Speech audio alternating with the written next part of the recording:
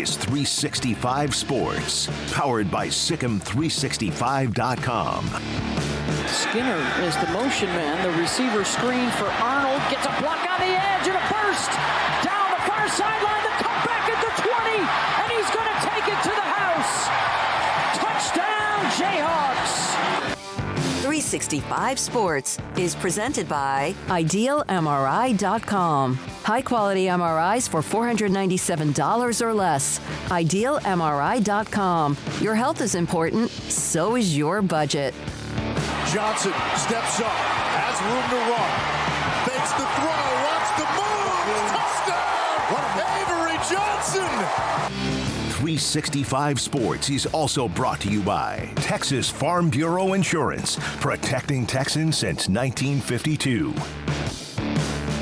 Dart fires wide open, pre-scored, touchdown Rebels!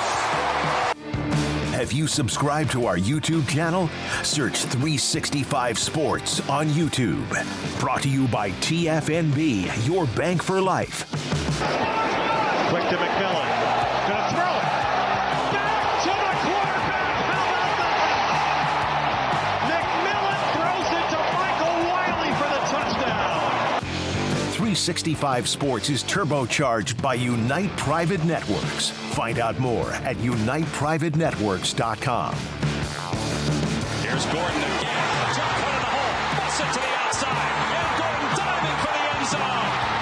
Touchdown, Oklahoma State. Now here's David Smoak, Paul Catalina, and Craig Smoak. All right, we're going to get into an article today written by Adam Rittenberg about a conversation with Big Ten Commissioner Tony Petitti. We'll have that. In fact, Adam will join us at 3:25 today. Has a flight to get to around 4 o'clock, so he'll join us early in the show. Also, Matt Brown, who's fighting for FCS and Division III schools when it comes to the future of college football. And a coach leaves early on during spring training or spring drills, and a program shuts it down. Not forever, but for now. We'll get to that. But we'll start with, look at this that came out today. EA Sports. There it is. College football 2025. Matt Brown, who, of course, has been all over this, along with many things, will join us tomorrow at 3:25 to discuss this further. But this now, there was a video. We can't use the video, but this is going to launch. Yeah, and long overdue, about just over a decade that we haven't had this. 14 was the last year that we had it. And there are, look, I kind of fell out of the video game world when this stopped being a thing. I mean, because it was my favorite one. And then, you know, I had video games for a while just to kind of play with my nephews. But now I'm kind of interested to play college football again, because it was by far one of the best games that ever did grace this earth. It was so much fun, and super fired up to have it back. And it's so interesting that the video games were kind of the thing, the flashpoint that kicked off what has now been a decade-plus long wave of monumental change in college football. And it's one of the other things that's coming back or coming around because they couldn't fight it anymore, and so happy that it's back. Yeah, I mean, it's great for all the fans of the old games and those who haven't been able to experience what that joy was like to be able to go pick up the sticks and, you know, go play with your favorite college team or start a dynasty or have a Heisman campaign or whatever. All the bells and whistles that I'm sure will be a part of this game where we're not even scratching the surface at this point when you hadn't had a game in well over a decade. So, yeah, that's going to be awesome to see that get done and get out there to the public and have these updates and new graphics and all the technology that's occurred in the last several years since we've seen that game out there. And I know that I played it quite a bit when I was younger. Not sure how much I'll play it now. I'm more of a shooter, first-person shooter style of a video game player when I do pick up, but I will definitely get this game, and I will play it to some extent. However little or much I do play it, I know plenty of people that back in the day were absolutely obsessed, sent off in the mail for the rosters, the people who would, you know, what was it, like $25 or something or whatever, $5, and you'd send it off, and they'd send you back the I guess the memory card that you upload, and you'd have the real names on the rosters. And I'm just interested how it's all going to work now that NIL is in place and you have all these different aspects of college football. So the bells and whistles will be really interesting, but to see the commercial teaser that they had for it after so much speculation about when we'd hear some new news and some dates kind of blowing by, to see that drop today was very cool, and very cool to see all the excitement it created. A lot of grown-ups who were like children today. It's like Christmas to see this video game trailer drop, so that's pretty cool. And looking forward to hearing more about it and seeing it when it's ready to roll out there. I'll be honest about video games, and Craig, you and I played back in the long time ago when you were much younger. When it got past the level of the technology of something like maybe Pong or something like maybe that next level of video games, I had no chance. You act like you're 87 years old sometimes, I swear. Like you went past Pong. Like, come on now. We played Madden. Like we played. Yeah, we did. But I had to remember when we played. You are unbelievable. You'd score in 3 seconds, and then I would keep the ball for 15 minutes. Like the Giants did against who was it in Buffalo in the Super Bowl when they had 42 minutes of time of possession. But I don't know if my hand-eye coordination, which is okay, is good enough to understand the video games. But I understand the excitement, and that's why we led with that today. And Matt Brown, more on that when he joins us on Friday. Now, McGuire is hiring a McGuire. Joey McGuire, Texas Tech head coach, is hiring Washington State offensive line coach and former Texas Tech player with Mike Leach, his first recruit when he was at Tech.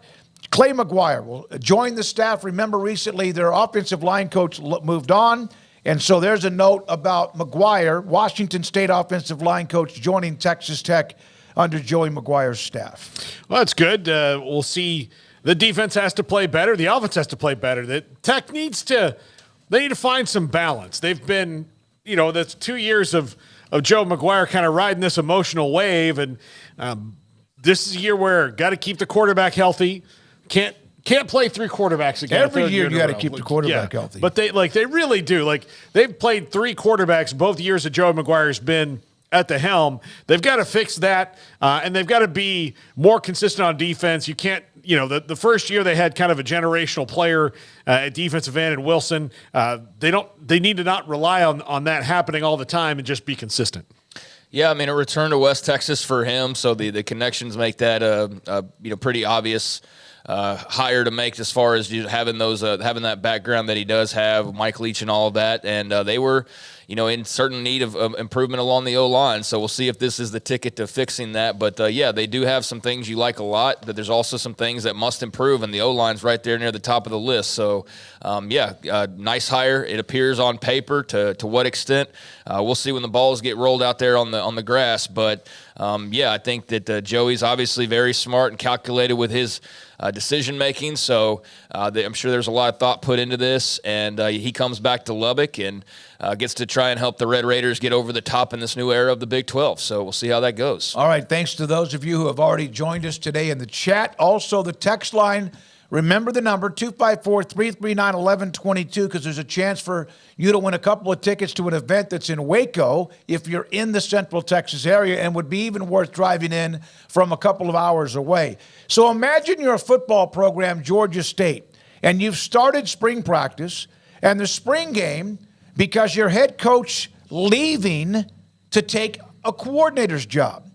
Sean Elliott, the head coach at Georgia State, resigned to become the tight ends, not even a coordinator's job, the tight ends coach at South Carolina in the SEC. 2 days into spring practices at Georgia State, the Brendan Marcello said he'd never seen anything like this before. We've seen the movement, and then this went a couple of days into practice. Yeah, this has been a trend this offseason of guys leaving, non-power conference teams to go take lesser jobs, head coaches taking lesser jobs, or even, power team to power team in the case of Chip Kelly. The game is changing. And also, look, if you can get that opportunity to get on a power staff, I think the guys are taking it, seeing how quickly, the cycle is turning for them, and it's more money. You probably have better support. The way that recruiting is going to go even in a place like Georgia State that's in Atlanta and a pretty fertile recruiting ground, especially for the kind of prospects that you can get at a Georgia State, it's still really hard. So it's probably, even though that you've got higher expectations, being on the staff at an SEC school, being the tight end coach at South Carolina is probably maybe a little bit easier of a gig right now than being the head coach at Georgia State. So yeah, it's such a strange thing to see, like the South Alabama coach, Kane Womack, joined Kalen DeBoer's staff, all the things that have gone on, but it is a different world in college coaching now, so the old rules don't really apply. Yeah, I think this is a gray story, and I've seen a lot of people want to make it black or white, and I think that more and more of these stories are gray stories. I saw the obvious assumption that, this is the death of college football, another guy who's not able or does not want to deal with the NIL aspects of being a head coach and the recruiting and all of that, and just making a logical choice to go make pretty much the same amount of money and have less on your plate at a bigger school with brighter lights and maybe better opportunities down the line. So that's logical, and that's what some guys have chosen to do this offseason. We've seen instances where it does appear that just the grind of being a head coach and NIL issues and things like that are just too much. Guys just don't want to deal with it, right? To what extent that's like a trend or that's going to be the case more often, I don't think we really know that yet, but I think we've seen at least some examples. Now, are they enough examples to say that it's a major problem, that college football's in trouble, that coaches don't want to coach and be head coaches anymore? No, I think we need some more time to play out to really know whether that's the case or not. But there's at least some seedlings being planted that you have to wonder, and it's okay to wonder if that is the case. I've seen the other side, especially when it comes to this story of here's a guy who's basically just saving face because their records weren't great as of late, and he's getting out before, you end up getting the axe at the end of what might not be a very good year. And I've read Bud Elliott in particular got almost like defensive weirdly over people wanting to paint this as an NIL type of a move and pointing out, all the reasons why this is just a guy getting out before he gets fired. I think it's not exactly that. I don't think it's exactly all the NIL. I think it does lie somewhere in the middle. So if you want to choose a side, that's fine. But I think you can kind of take what you want from this. But it is odd to see that. It's unfortunate for that program to have to deal with this. Just the timing of it is awful. And I don't know what your market looks like now trying to go turn around and find somebody else to run the program. So I think we need some more evidence on the whole head coaches making what looked to be sideways or downward moves, joining other programs and taking coordinator-type roles. And then there's also realities. There's a quote for anybody that wants to say it's not about NIL. I read a quote where he directly talks about being at Georgia State and, hey, the NIL game's not that great. Now, it also doesn't help when you're losing games, but I think it's a little column A, a little column B, and, it's just a gray story, like I said. He is from South Carolina. He has been on that staff before from 2010 through the time he took the job at Georgia State as a head coach in 2017. And that is one of the big pieces, is that his family has apparently never moved from South Carolina. They've never come to join him was one of the things that was pointed out. And so that's kind of like, were you ever really all in? You know what I mean? And he's been at Georgia State a long time. Right, but I'm saying one of the things that was pointed out was that your family was back home in South Carolina. You're going back there, so that was part of the pull as well. So I'm just saying that was one of the reasons given as to why you might make this decision. And also, he was the interim head coach there in 2015, right before he ended up at Georgia State. He ended up being the interim coach for 6 games. Leading to this is the story that, in fact, Coach Doug Samuels had. The Elliott resigning at Georgia State means the 23-24 cycle is now officially tied as the most active head coaching change cycle, since 2008, 31 total. FBS head coaches have changed. 2012, there were 31 that year, too. Now, this doesn't mean because of the possibility of the way college is now, but it's the first time in, 12 years or so that many coaches have changed, at least. And who knows, maybe there'll be 1 or 2 more between now and the start of next season. There's a lot of people that have agendas for whatever reasons they might have agendas. I think that there is a side that wants to paint this as, oh my God, NIL is the death knell and it's ruining college football. Look at this, all these head coaches that are stepping down and taking lesser jobs because they can't handle it. I think that's a little bit too extreme. I also think to pretend like NIL doesn't have something to do with some of these guys saying, you know what, screw this, is a weird stance to take as well, because it absolutely does. Because I can tell you right now, if it was me, I don't care how much money I'm making, that would wear you down. I mean, that would wear you down. And certainly this could be a situation where you see the writing on the wall and you decide, I'll beat that out. But you sure waited a while to make that decision, didn't you? And that's just odd, the timing of it all. He's taken him to 5 bowl games in 7 years, although he's never really had much of a successful 9 or 10 win season. Sure, and there's also the debate that can be had of what are your expectations at Georgia State? Okay, are you expecting to win 9 games every year? Is that the threshold that's supposed to be met, or are we being realistic and saying, hey, that's actually a pretty good run, and that's acceptable at Georgia State? I think that's part of where everybody's still trying to figure out what success is now and what is to be expected and what you can be realistic about when it comes to your head coaches and your records and what that's going to look like. And that's going to be fascinating to see in this new era where everything is so different when it comes to the playoff, and you don't have to have one loss and one loss only, or maybe a 2, maybe to get into a playoff. You're going to have some 2-loss teams in the playoff. It's just a matter of who gets left out there. But, yeah, I think it's awfully interesting, just the timing and the move and all of that. But you can see some clear reasons of why that was attractive. And it's also very fair and not at all wrong to wonder if this isn't another example of the NIL deal. So, it's been interesting to kind of see a battle line drawn black and white over kind of that NIL and the head coaching effect debate. But I reside squarely in the middle for right now until we see more evidence one way or the other, because I do think it's a little bit of both. Yeah, it's there, but it's not yet a long enough trend where you can say this is what's going on. Also, look, we're seeing the great reset as it goes all over the place and a lot of different things. And what this ultimately will be is, it'll work itself out to where the people who are who don't want to be at schools like Georgia State, or that NIL is too hard, especially places there do what Coach Elliott did and go to South Carolina, and then there's going to be the younger guys that, look, I have a great opportunity to be a head coach. If it's starting out at Georgia State, I'm going to be there and see where it goes. So the river always flows in the place that it's going to wind up, right? And it just kind of changes. Where gravity takes it. Yeah, I mean, it's just gonna go. So right now, it's just we've seen kind of a flurry of things, because especially now with new TV deals kicking in, if I'm Kane Womack and I'm at South Alabama as the head coach, and Kalen DeBoer says, "Hey, do you want to come be my defensive coordinator?" They're like, "Yeah, I do." I love doing this, but I think I've proven all I can here. This is going to open way more doors for me here in the next couple of years. So yeah, I'm going to do that. And then those things are going to change. It will work itself out. And there are times where yes, it sucks if you have to do this, but ultimately at the end of it, all right, it'll work itself out, and the trends will find out. And if you don't want to put up with NIL and you want to go to the NFL, or you want to take a lesser job, then that's your prerogative, and do it.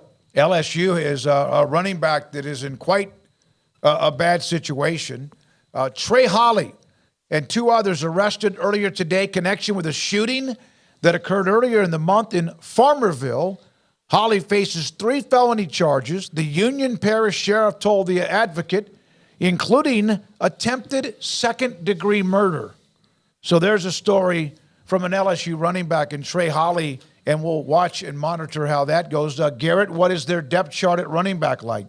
It was brutal before this, man. Right now you're looking at having Josh Williams or Caleb Jackson rotate through. Trey Holly got a lot of reps last year, but he was ideally going to be your third back coming into the season. You got a couple of freshmen coming in as well, but it's not an ideal situation for LSU, and this is an important group who struggled last year. Now you lose a key contributor. It's not a great start for Brian Kelly. Had 110 yards, 11 carries. That's 10 yards a pop, but and also scored, I believe, 1 touchdown on the ground, but there's a story with him today involving LSU and a situation with Trey Holly. Well, you're innocent until you're proven guilty, but that sounds awfully bad. That's for sure. So we'll see. Wrong place, wrong time, wrong people hanging out with. That last part is definitely for sure. So yeah, man, if this is just one big case of mistaken identity, then great. But the odds aren't in favor of that, and so we'll see what happens. But if it is the outcome that probably a lot of people want to assume, just, reading the accusations there, then, yeah, that's just an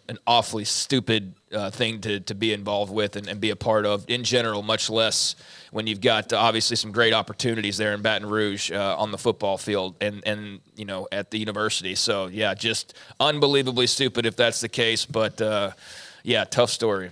All right, we'll have Adam Rittenberg in the next segment. In fact, we're going to get him on here in just a moment. If you are someone that would like to meet Larry Durker, former A&M kicker Tony Franklin, and also Seth Russell, former Baylor quarterback, at the Texas Sports Hall of Fame on Saturday night from 7 to 10, they are having Legends of Texas, a whiskey festival. Now, there are 12 different brands of whiskey that will be there. It will be a flavor testing. There'll be judges that I just mentioned. It's Savor the Date.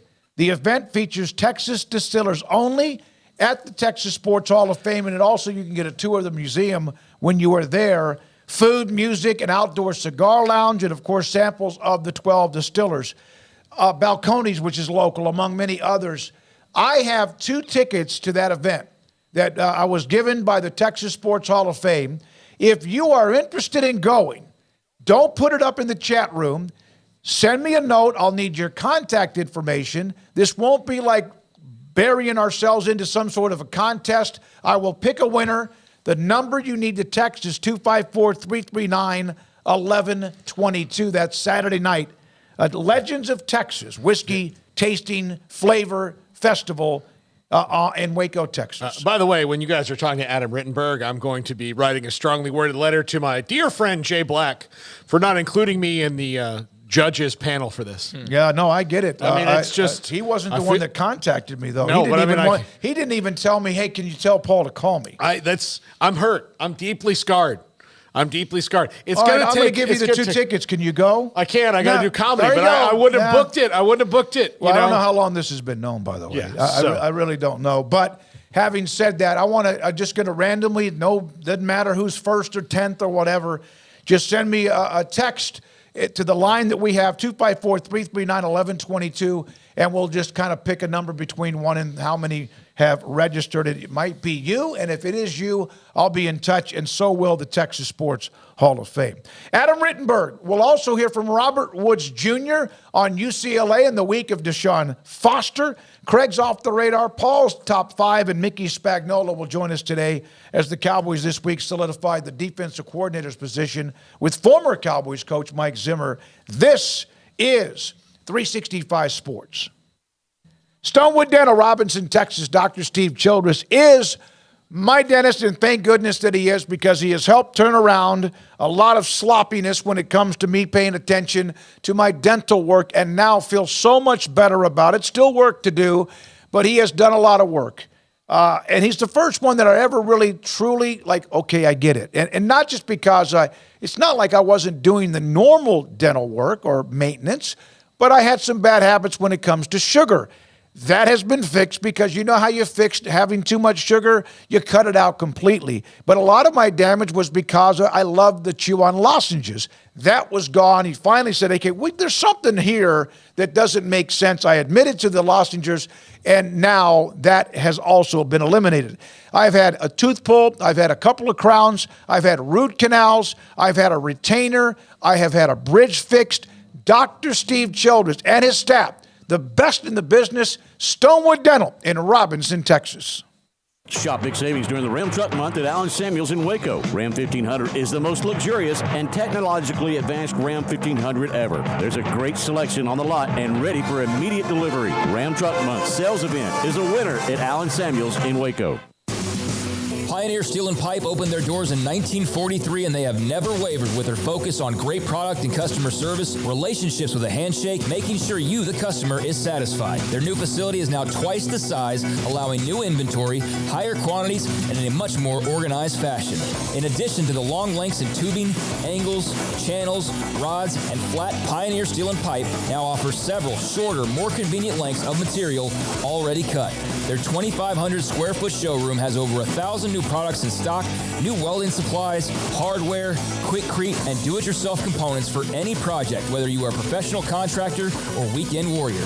The new facility is designed to make your loading experience faster and more efficient with easy drive lanes around the building and much more room to get your trailer loaded. Our location may have changed, but our values haven't, and our relationship with customers goes much farther than just business. Pioneer Steel and Pipe on Loop 340 and Highway 6 and just east of I-35 in Waco. Automatic Chef Canteen is a full-service micro-market vending and office coffee provider with state-of-the-art vending equipment, a wide variety of products, and offering custom-fitted micro-market vending office coffee solutions for your employee break room. You want a full break room solution and a workplace oasis? Well, Automatic Chef Canteen, locally owned and operated for over 50 years in Central Texas, also includes in-house mechanics on call 24/7 for fast, reliable service and maintenance. Automatic Chef Canteen, 6900 Imperial Drive in Waco, or online at automaticchefcanteen.com.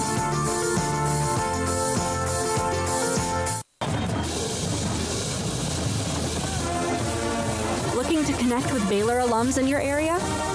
Baylor Alumni can help. Looking to host a watch party in your city? Baylor Alumni can get you started. Want to step out in your community and serve with other alums? Baylor Alumni is your connection with the university and each other. Let's get started. Learn how at baylor.edu/alumni.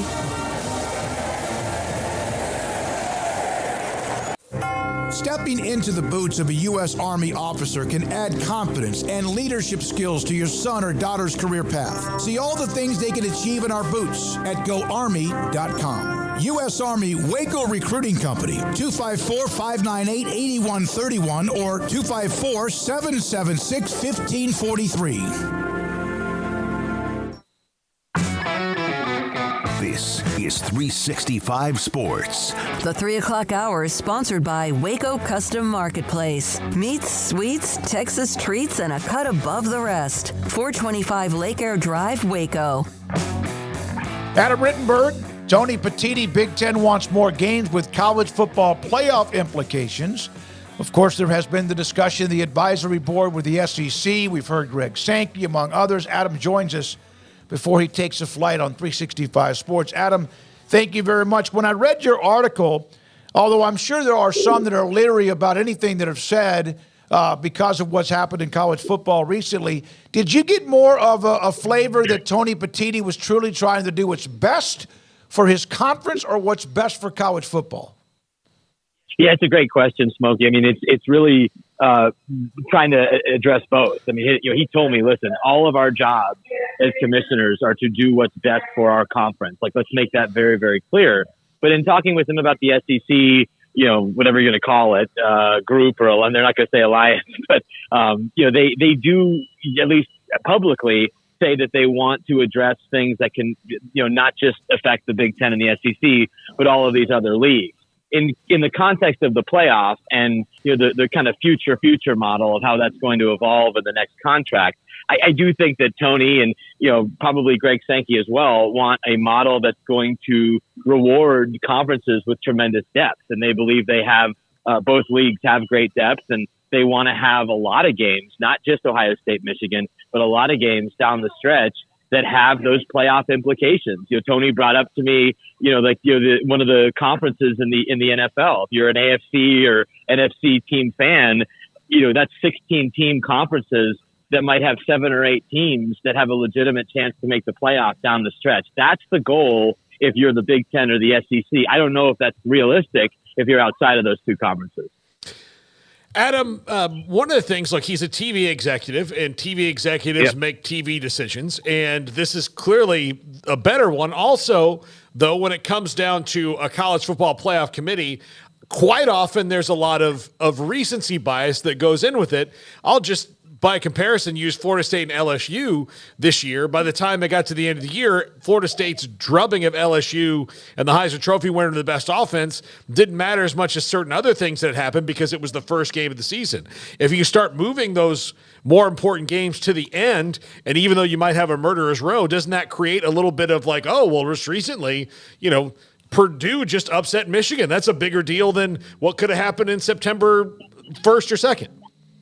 Right. Yeah. I mean, the committee's always going to say that games are evaluated equally, but injuries are a factor. Other things are a factor down the stretch. And, I think one thing that Tony talked to me about was I can tell the difference between team 1 and team 15. But how do you really tell the difference between team 12 and team 15? Like, he really wants that spelled out in a clearer way, if that's even possible, from the committee in terms of how many wins or other factors that are really going to make the difference.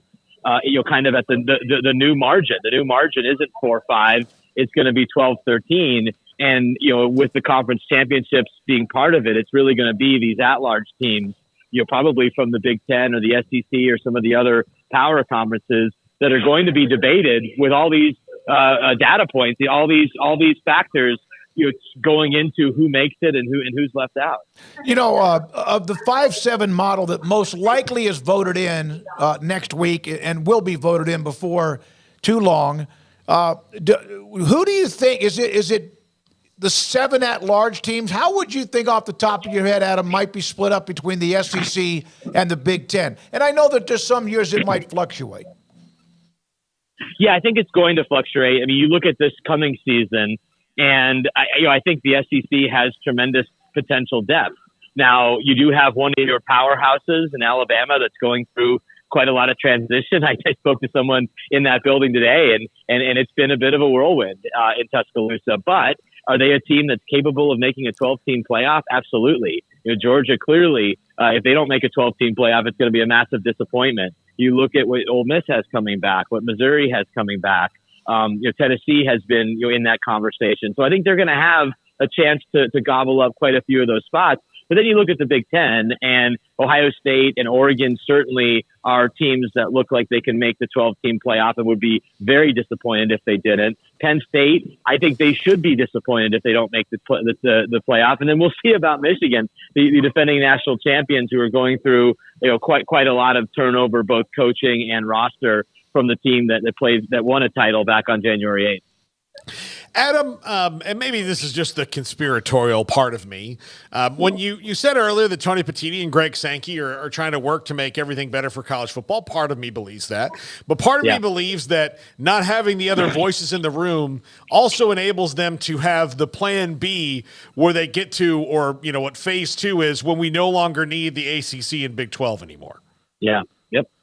Yeah. And again, I asked Tony that. I mean, I think I said, listen, you understand that there's not a whole lot of trust out there, given what's happened the last 3 summers with the SEC taking out Texas and Oklahoma, and then the Big Ten twice taking a bite out of the Pac-12, and the Big 12 obviously did that as well. But I think that there's a sense that he and Greg just felt that they're at a point, given how much they're communicating, that with all the other things that are going on, all the challenges facing the enterprise of college sports, that they need to create something formally to have that level of communication. Now, how they communicate with the other conferences and what those conferences believe, what they hear from the Big Ten SEC group, is going to be very interesting. And everyone's saying, like, okay, there's tons of lines of communication that are still open, and we're always talking to the other commissioners, and we're always in communication with the other conferences. But if I'm not in one of those 2 leagues, I don't know if I trust everything that they're telling me, because look at what the actions have shown here the last 3 summers. He made a comment at the end of the article that I thought that, like, you could do this across America.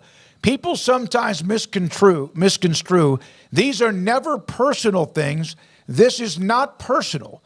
So but I think everybody seemed like today, not everybody, but a lot of people do take anything that they don't like as personal. Is that what he's talking about? So that comment, Smokey, was in regards to Michigan, because I asked him, like, listen, how's your relationship with Michigan? Because we know what happened last year with the Big Ten penalties for Michigan, which Jim Harbaugh served with that suspension. We saw the blistering statement from Ward Manuel, who almost never weighs in on anything, coming right after the Big Ten and their processes. Now, he didn't mention Tony in the statement, but Tony was the one that gave the suspension for Harbaugh. So, again, what his point is that, people are going to get angry because of our decisions. I get that, but it's never personal. And, he says that he and Ward Manuel have had a strong working relationship since that point. But it does apply to all of these things. And there's certainly a lot of, hurt feelings and anger and all sorts of emotions that go on because of how big these decisions are, especially in realignment. But, at the end of the day, at least from the commissioner's standpoint, he doesn't look at these things as a personal attack on anyone or any school. Does Jim Harbaugh being gone in the NFL help that relationship heal maybe a little bit quicker than if they had to navigate it for another couple of seasons with Jim Harbaugh being there, regardless of whatever penalties Michigan may or may not get from whoever in the coming months or years, but that Jim Harbaugh is not going to be there to have to deal with? Does that make it easier? Well, I think so, especially because of the Harbaugh-NCAA relationship, which had obviously had its struggles here over the last few years with some of the investigations and other things that have gone on. I think the NCAA is very happy that Jim Harbaugh is not there. Is the Big Ten happy? Certainly Jim Harbaugh helped the league. He won the first national title for this conference in almost a decade in the final year of the 14 system. But I think overall, you're right. He's a very strong personality. He's a guy that's not going to back down. And with him no longer there and a first-time head coach, I think it's one less thing that Tony Petitti has to worry about. One more thing, Adam, and thanks for your time. Sankey seems to be someone, there have been even those who have compared him to like Scott Boras when it comes to baseball agents and players. Sankey seems to be more of the hammer and is not afraid to say it. Is Petitti a different personality? I think to a degree. I think Jim Delaney was more like what you're describing with Greg Sankey, and he'd obviously been around college athletics for a long, long time. Now, Tony has too. He was a TV executive. He was on that side of it, doing deals and creating games, and he comes from that background. And so I don't think he's necessarily somebody who, everything is a soundbite, but I don't think that's necessarily a bad thing. I mean, Greg Sankey's Sesame Street comments are almost laughable now. Remember those going into the selection day? So it's not always great to, have that type of leadership style. Greg's obviously very bright and he's gotten very far and he has a lot of influence. I would say, though, to your question, Tony has a little bit more of a reserved style, but he's not afraid to stand up for his league, which is obviously very important. Yesterday, there was a story about how Yormark and even Phillips are perceiving what's going on. Yormark said he took it as benign. But Phillips, who shouldn't trust anybody after the alliance or even the college football playoff, said he kind of still trusts these guys. Should they trust him? Yeah. I think, again, like what else is there to take? I mean, now we know the ACC situation is what it is with Florida State and those other members who certainly would be desirable if they're no longer part of the ACC. Jim Phillips is not naive. He knows that both the SEC and the Big Ten would be interested if Florida State and North Carolina and some of those other schools are available. Now, are they going to? I do think that the group of the commissioners works pretty well together, especially now that Kevin Warren's gone, George Kliavkoff is gone. Who's going to be in that room, but again, I think you have to look at the actions as well and certainly protect yourself as much as possible if you're Yormark or Phillips. Thank you, Adam. I know you got to go. Appreciate it. Good luck with your flight. Be safe. We'll talk to you again soon. Adam Rittenberg with us from ESPN.com. Craig, you're the one that sent us that story by email earlier overnight, and a chance to get Adam on the show today. Yeah, I just didn't really have much in the way of questions. I think you guys handled that well, and I enjoyed just hearing him, flesh that out a little bit more, what he wrote in the article, which is not a long read, it's just worth checking out. Just a few quotes from Tony Petitti and the Big Ten side of things. Certainly some that if you believe this is all heading a certain direction, you can take his quotes and go whichever direction you want to. Like, if you believe him in that he wants, no, we're all still going to be a part of college football, that's fine. You can believe that. If you don't and you think that they're inevitably going to do this whole NFL light model, then there's certainly some quotes in there that could lead you to believe that's going to be the case. I'm curious as to how they set up bigger games later in the year, because just big brand name doesn't necessarily mean big game in November. Certainly, Ohio State, Michigan, you can guarantee that no matter what, that's going to be a huge game for you. But with Oregon and Washington now joining the fold, that does give you, along with USC and UCLA, at least a couple, if not three. I'm not going to give them all four, tremendous football on the field year one additions, but you'd think like two or three of those teams could be pretty good additions right out of the gate and be competitive, especially after what we saw from Oregon, Washington. Granted, a lot's changed for those programs, but those are solid pickups and how they blend in and how all of that works and how the Big Ten sorts through having so many teams here in these first few years will be fascinating. So, yeah, I'm interested, I guess, mostly to see, like everyone, ultimately what the real goal is, and whether it's fixing college football for the greater good or fixing a new version of college football for themselves, which I don't think we all really truly know just yet. Again, it's the quotes, you can take them how you want to take them, and all the other tea leaves that have been out there. But the bigger games at the end of the year, do you just say, like, all right, we'll put Oregon, Ohio State there? I mean, it's a pretty good chance that's going to be a pretty huge game, but is it as simple as that, and how do you do that around the league? I'm curious, along with the SEC and their expansion of teams, and even the Big 12. I mean, is that on their plate as far as trying to find competitive games? How do you go about doing that? I'm looking forward to seeing how all of that unfolds. Well, all we do is win, win, win. Michigan on the chat room. Michigan, Penn State, USC, Oregon, Washington, Ohio State. In for a real treat. How will Washington react to the coaching change and a lot of talent leaving? A good program, and what made Alabama so amazing, and there have been other runs like others in college football, was year in and year out, it didn't matter what coaches left, what players left, they kept winning. That's the test now for what Jedd Fisch can do at Washington. And now, can Kalen DeBoer continue what the standard was with Saban, which will be very, very hard because the standard was crazy. Now you have Kirby Smart doing that at Georgia, and who can join him?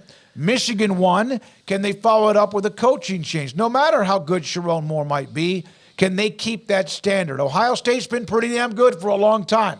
Their standard, though, is that they haven't beaten up Michigan the last 4 years. So it's going to be interesting to see how these teams all mix together as they're now all in the same conference, or at least two of those conferences among the four, among the Autonomy Five. Yeah, I think with the SEC, it's pretty clear that adding Oklahoma and Texas to what's already a pretty top-heavy lineup in any given year is just going to make for a bunch of better games along the way. And so that one, yeah, you're adding two pretty big heavyweights right there that year in and year out are typically going to be pretty good. And Texas hitting on all cylinders right now. Oklahoma trying to do the same and close to possibly doing the same. I mean, they're good. They won 10 games last year. Like they're still good, but it's just not quite as good as you hope it could be. So those two, you feel like, are slam dunks in terms of making the SEC more competitive. I do think that, I'm a little leery on how good UCLA will be, but yeah, I feel really strongly that Oregon's going to be good. I think everybody does. USC should be pretty good, but Lincoln Riley's kind of in a weird spot post Caleb Williams where you just don't know for sure. But brand wise and talent-wise, they should be right up there. And, Washington's obviously got some questions, but that's a place that has remained relevant for a very long time in college football. And we maybe haven't seen them hoist a bunch of national championships, but they have hoisted it before. And they were back just playing for it last month. So we'll see how they kind of reconfigure that deal after losing Kalen DeBoer and bringing in Jedd Fisch. But Jedd Fisch is pretty good coach. So, yeah, I did balk when I first saw the quotes about how deep they were, because I had it in my mind, if Greg Sankey had said that, I wouldn't have batted an eye, even before Oklahoma, Texas. And now certainly with them, you go like, yeah, they're super deep. Big Ten-wise, I kind of at first was like, okay, Michigan, I get it. Ohio State, I get it. And then any given year, I mean, you do have Penn State. We also should say, Iowa obviously is in the mix. Wisconsin with Luke Fickell. How much of an upward trajectory are they on right now? They could always be competitive, have been very competitive in the past. And then I mentioned Penn State. I mean, Penn State's obviously a team that you always bring up. But, yeah, you add a Oregon and a Washington and a USC to that, and all of a sudden, yeah, it is pretty deep. I mean, is Nebraska going to be good? Who might be a surprise? So, yeah, that should make for a lot better games and a lot more competition near the top for that league. No reason for you to tease me like that. But I get what you're saying. Yeah. Among the ones that we think are most likely will be pretty good, there always is somebody. And again, Fickell year two, Rule year two, although they got a long way to go just to become a bowl team. But yeah, somebody will jump up and be pretty good. The SEC always has somebody that jumps up, like this year, Missouri, Ole Miss. They're hanging around with Lane Kiffin, and then the addition of Texas OU.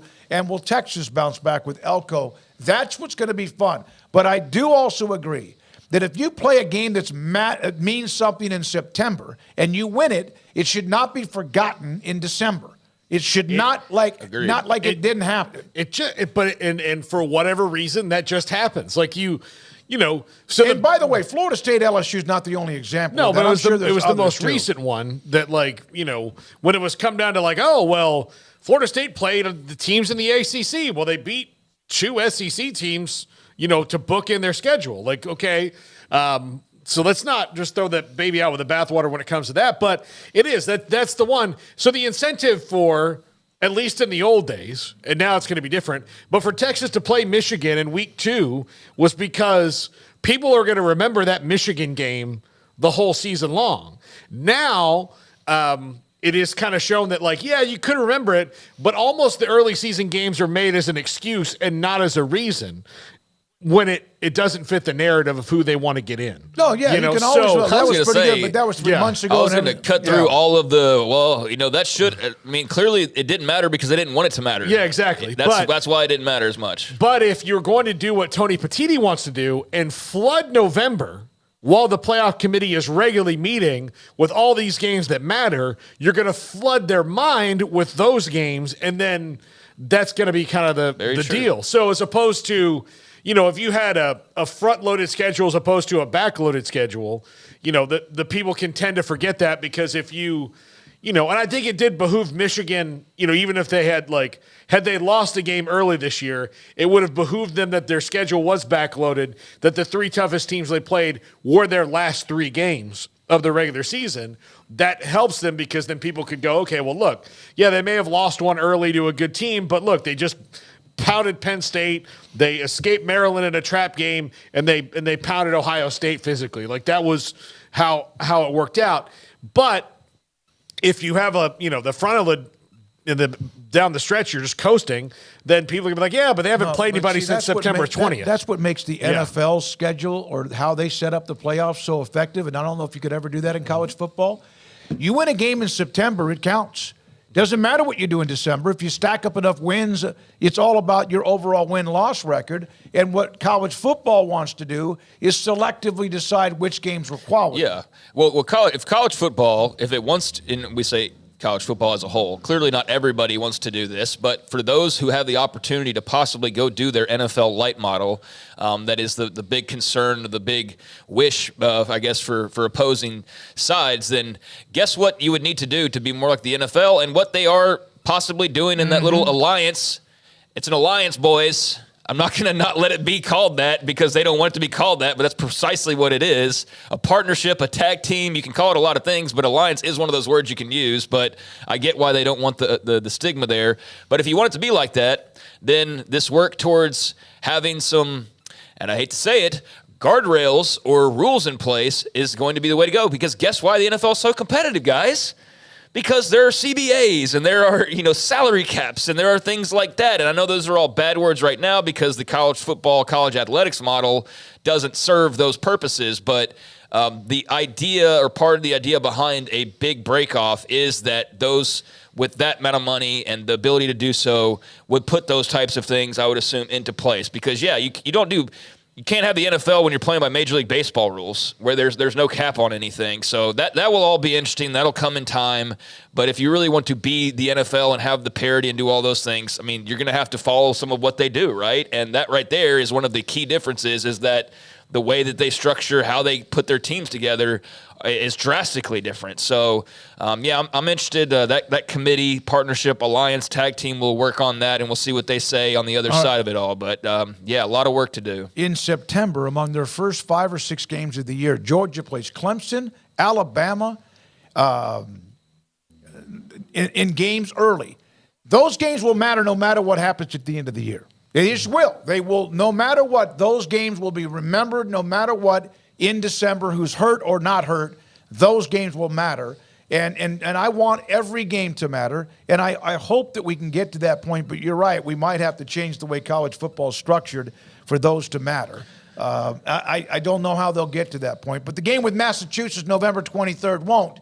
It won't even be brought up. And maybe it shouldn't be if they just if they're 11-1 or 10-1 or whoever they are by the time they get there. One thing I will say about the Big Ten is they've never used the SEC scheduling model of like, oh man, it's so hard here. We need to have UMass and they really couldn't if you think about it. I mean, because you had that's what I was saying earlier about the depth thing when Tony Petitti said that when I first sort of balked at it.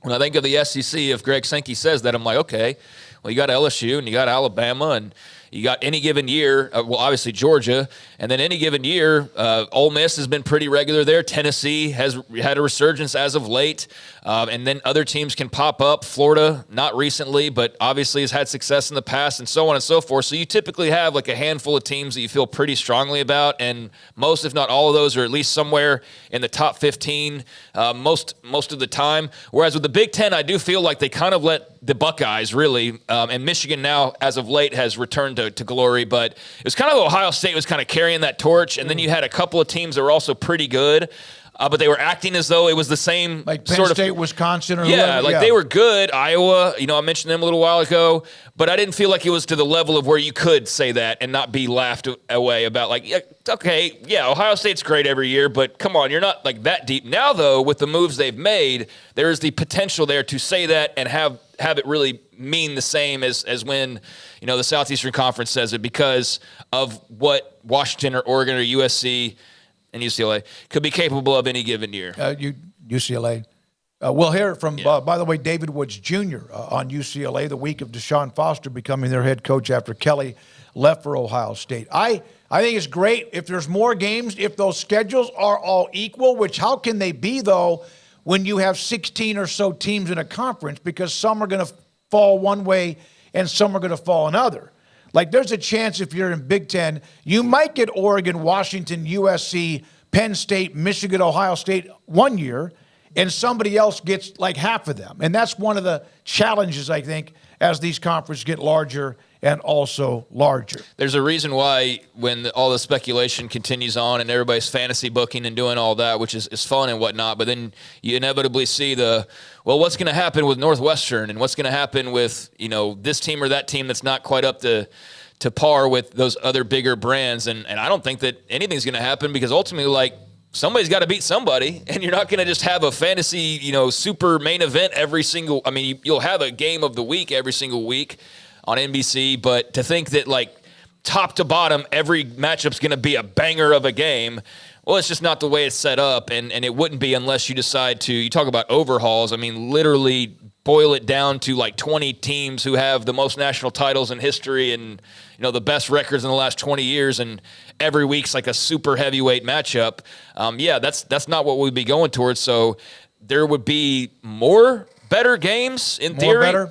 There'd be better games and more of them, but there's still going to be some games where you're like, I don't really care about Rutgers versus, and they actually had a pretty good year, but I don't care about Rutgers versus, take your pick, UCLA. And they're still going to have that type of a game. So, maybe those teams are good at the right time, but we're not going to have just an all-star lineup, but there should be more all-star type matchups. In theory, that's at least where both conferences are coming from with their additions. And one of the narratives that will be built, possibly, is that, this conference is so deep that a game that you lost to somebody in November, you play so many good people, you're going to have one of those. The SEC's been doing that for 15, 20 years now at this point. Well, that's why we can't play 9. Yeah. 9 would be it's cruel. Too tough. Man, it's too hard. It's such a weird thing because people buy it. Yes. To say ESPN buys it. People buy it, and some that know it won't get into it and discuss it because we're so good we can't play other good teams. Yeah. We're so good it's too much good. You can't have too much of this because then it would be unfair because we're too good, and it's unfair to us to make us play more of the thing that we created. Yeah. It's madness. It's absolute madness. It is silly, and it's always been a dumb argument, in my opinion. I think there are years where certainly you can stick your chest out more often than not as a fan of that league, and you don't really need to add that extra mustard onto it. Everybody already respects the whole conference pride thing. I think it's turned out to be really ridiculous, and that's all their fault. Mm-hmm. I think that the battle lines that have been drawn because of the latest rounds of realignment. And I appreciate the Big 12 folks and the folks who stood up for the ACC or the Big 10 or whatever. I get having some level of pride in it, but I just think the SEC pride has made everybody think that that's how you're supposed to be in some ways, and I don't like that. I don't necessarily agree, and so part of that pride was everybody echoing the lines of, well, we're just so good we don't have to play as many conference games as everybody else, or it's different. It means more, that whole bag, and yeah, I never bought that. Fortunately, though, here in a couple of years, it appears they are headed in that direction now that they've added Oklahoma and Texas and can have more of those bigger matchups. And who knows what they could possibly, I guess, add in theory before then, although there's not really a lot of smoke there right now. We know that there's a lot of topics of interest going on out in Tallahassee, Florida right now. So who the heck knows what it looks like when they inevitably get to that 9-game schedule. But I will welcome that when it gets here because I do think it's long overdue. You mean the University of Saudi Arabia in Tallahassee? No, that's not the kind of private equity they're looking at. But initially, that's what that's what it appeared to be. Yeah. That's when I was like, this is the dumbest thing I've ever read in college football, and it's the sport filled with the dumbest of dumb things and that we love for it. But that was just a bridge too far. Yeah. How desperate can you be that Exactly. you're like, you know what? We don't care anymore. Like you would have no moral or ethical hill to stand on, right? Because you were like, we'll take anybody's money for any reason, just give it to us, just to win football games. Now, if you're going to go to J.P. Morgan, sure, that's different. Now, you do have to. The other thing, though, you have to make sure, though, is these people and these funds that you're going for, where do they get some of their money from? Sure, yeah, because they're like, it's not always a straight line. No. But yeah, the initial idea, the way it was presented, I guess just the way the public all kind of caught on to the live college football. Yes, live college football was like, screw this, man. I'll tell you right now. I once saw somebody here recently when people were. I forget what topic it was exactly, but it was in the same universe, and there were some college football fans from just all backgrounds that seem to be echoing the same sentiment. They're like, man, this game's really just, man, what's going on here? And I don't know if I still like this or not. And I saw somebody go like, well, what else are you going to do on Saturdays?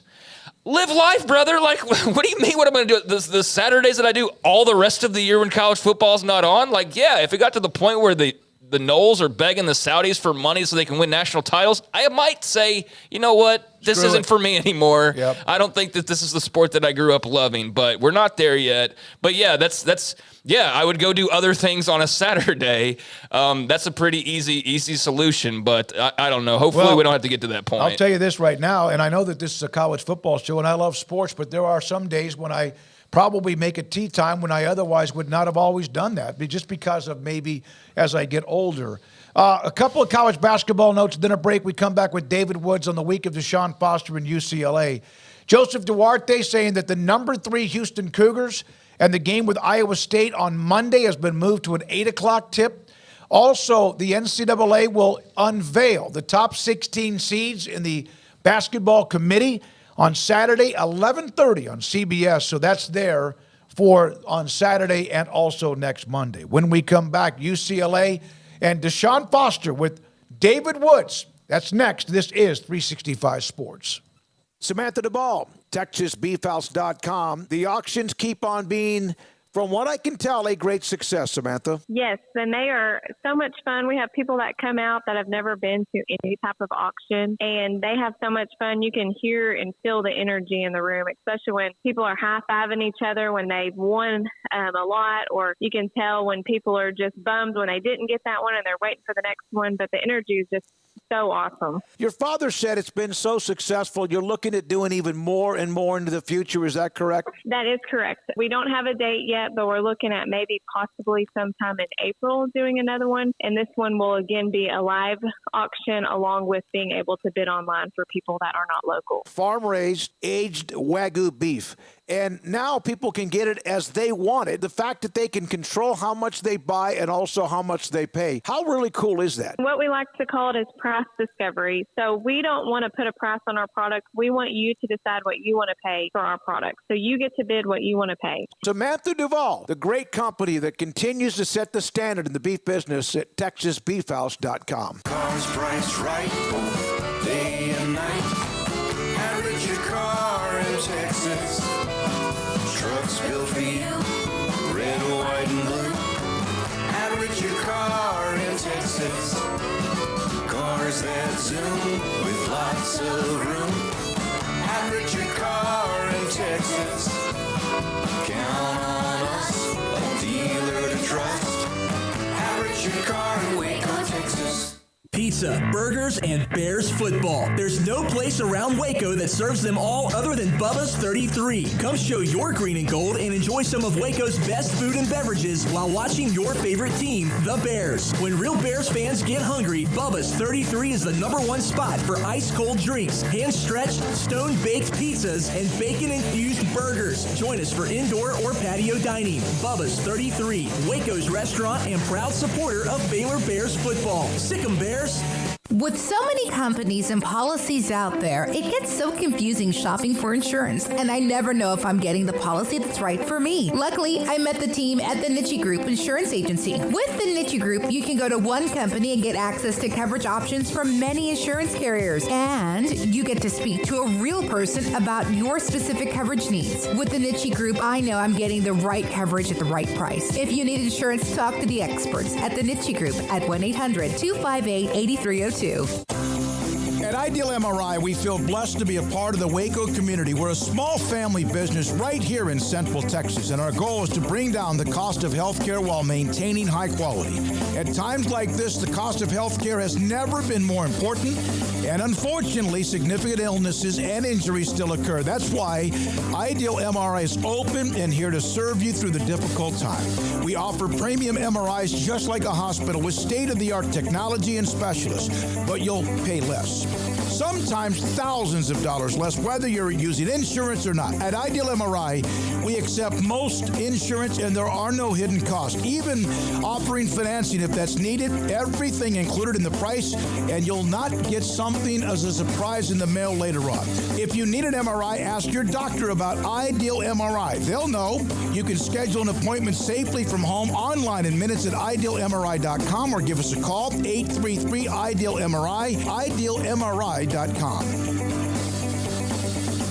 Waco Regional Tennis and Fitness on Lakeshore Drive is a premier elite life-changing experience where you can change your mind, body, and soul. Offering over 50 group exercise classes every week, including boot camp, bar, silver sneakers, and 10 cycling classes with morning and evening classes available. New state-of-the-art bikes that allow you to compete against yourself with a screen monitoring your speed, miles, resistance, and power. Personal training with Christy London, Randall Corley, Alex Botch, and Nathan Roach, where you will be encouraged and motivated to grow, losing inches in weight the right way. There's a kids club included with your membership, plus sauna and tanning bed. 16 tennis courts, plus a beautiful stadium court, and longtime youth tennis pro Britt Coleman and assistant junior pro Kenna.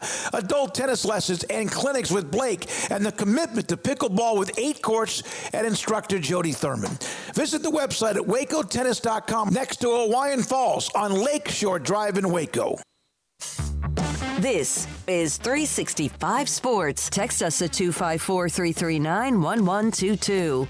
The text line is sponsored by Riverbend's Liquor and Wine, with the most extensive variety of craft beer in Waco. A hidden gem on Lakeshore Drive and 19th Street.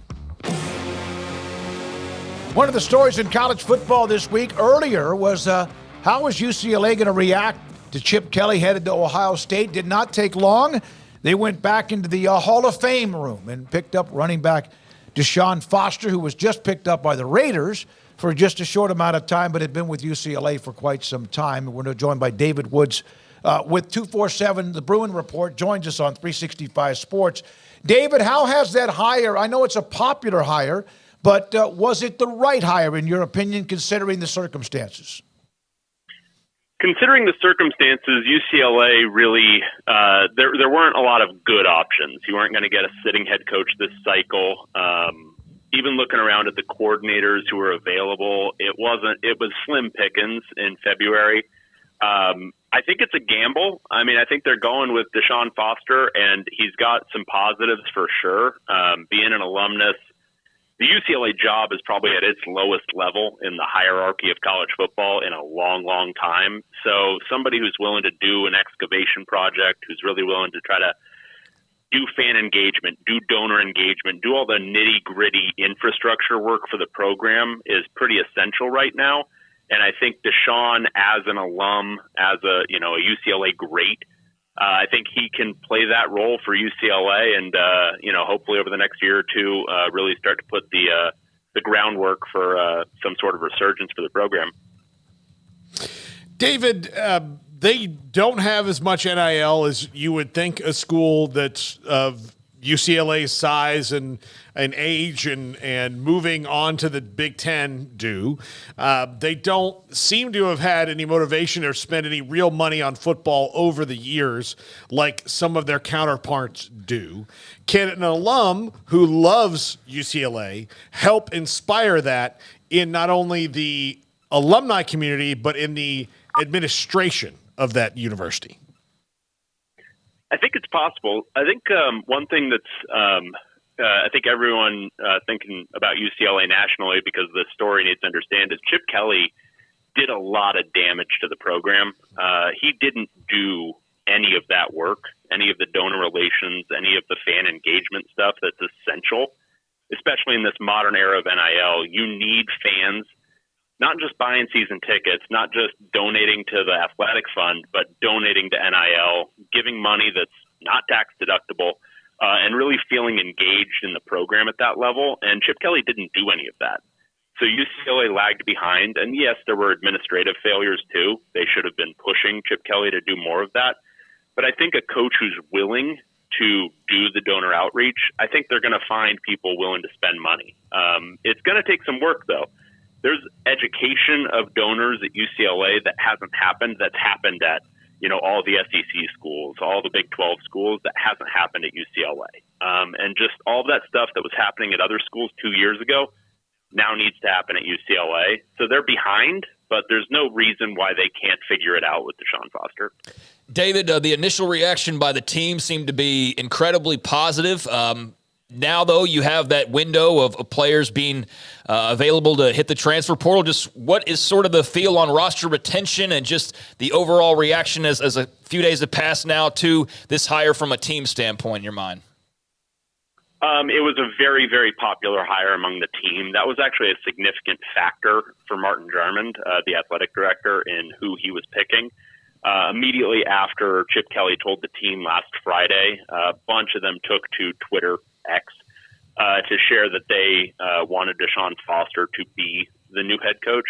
That was a significant factor in Jarmond doing this. And then there were guys that we were thinking might jump into the portal, and they had the opportunity starting Tuesday afternoon, and nobody has at this point. At this point, I don't expect maybe a couple, but I don't think people who were intended to play major roles on next year's team are going to be jumping into the portal. I think it's looking pretty good based on just the popularity of Foster's hire.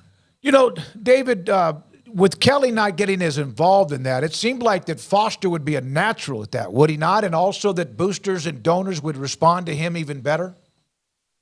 Yeah, I would say from that second part you said, the response to him, I think that's going to play a major role. You got to understand, for Deshaun Foster, he's one of those guys that's popular with everyone he meets. He's a super nice guy, and a lot of people who are tied to UCLA, they're in their 50s and 60s. They remember when Deshaun Foster was going out there and bowling over guys in the late 90s.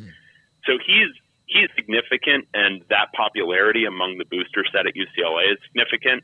I think for him, he hasn't done a lot of that either. He's not been a fundraiser. He's not been in that role. He's never been a head coach, never been a coordinator. So there's going to be learning on the job that he has to do.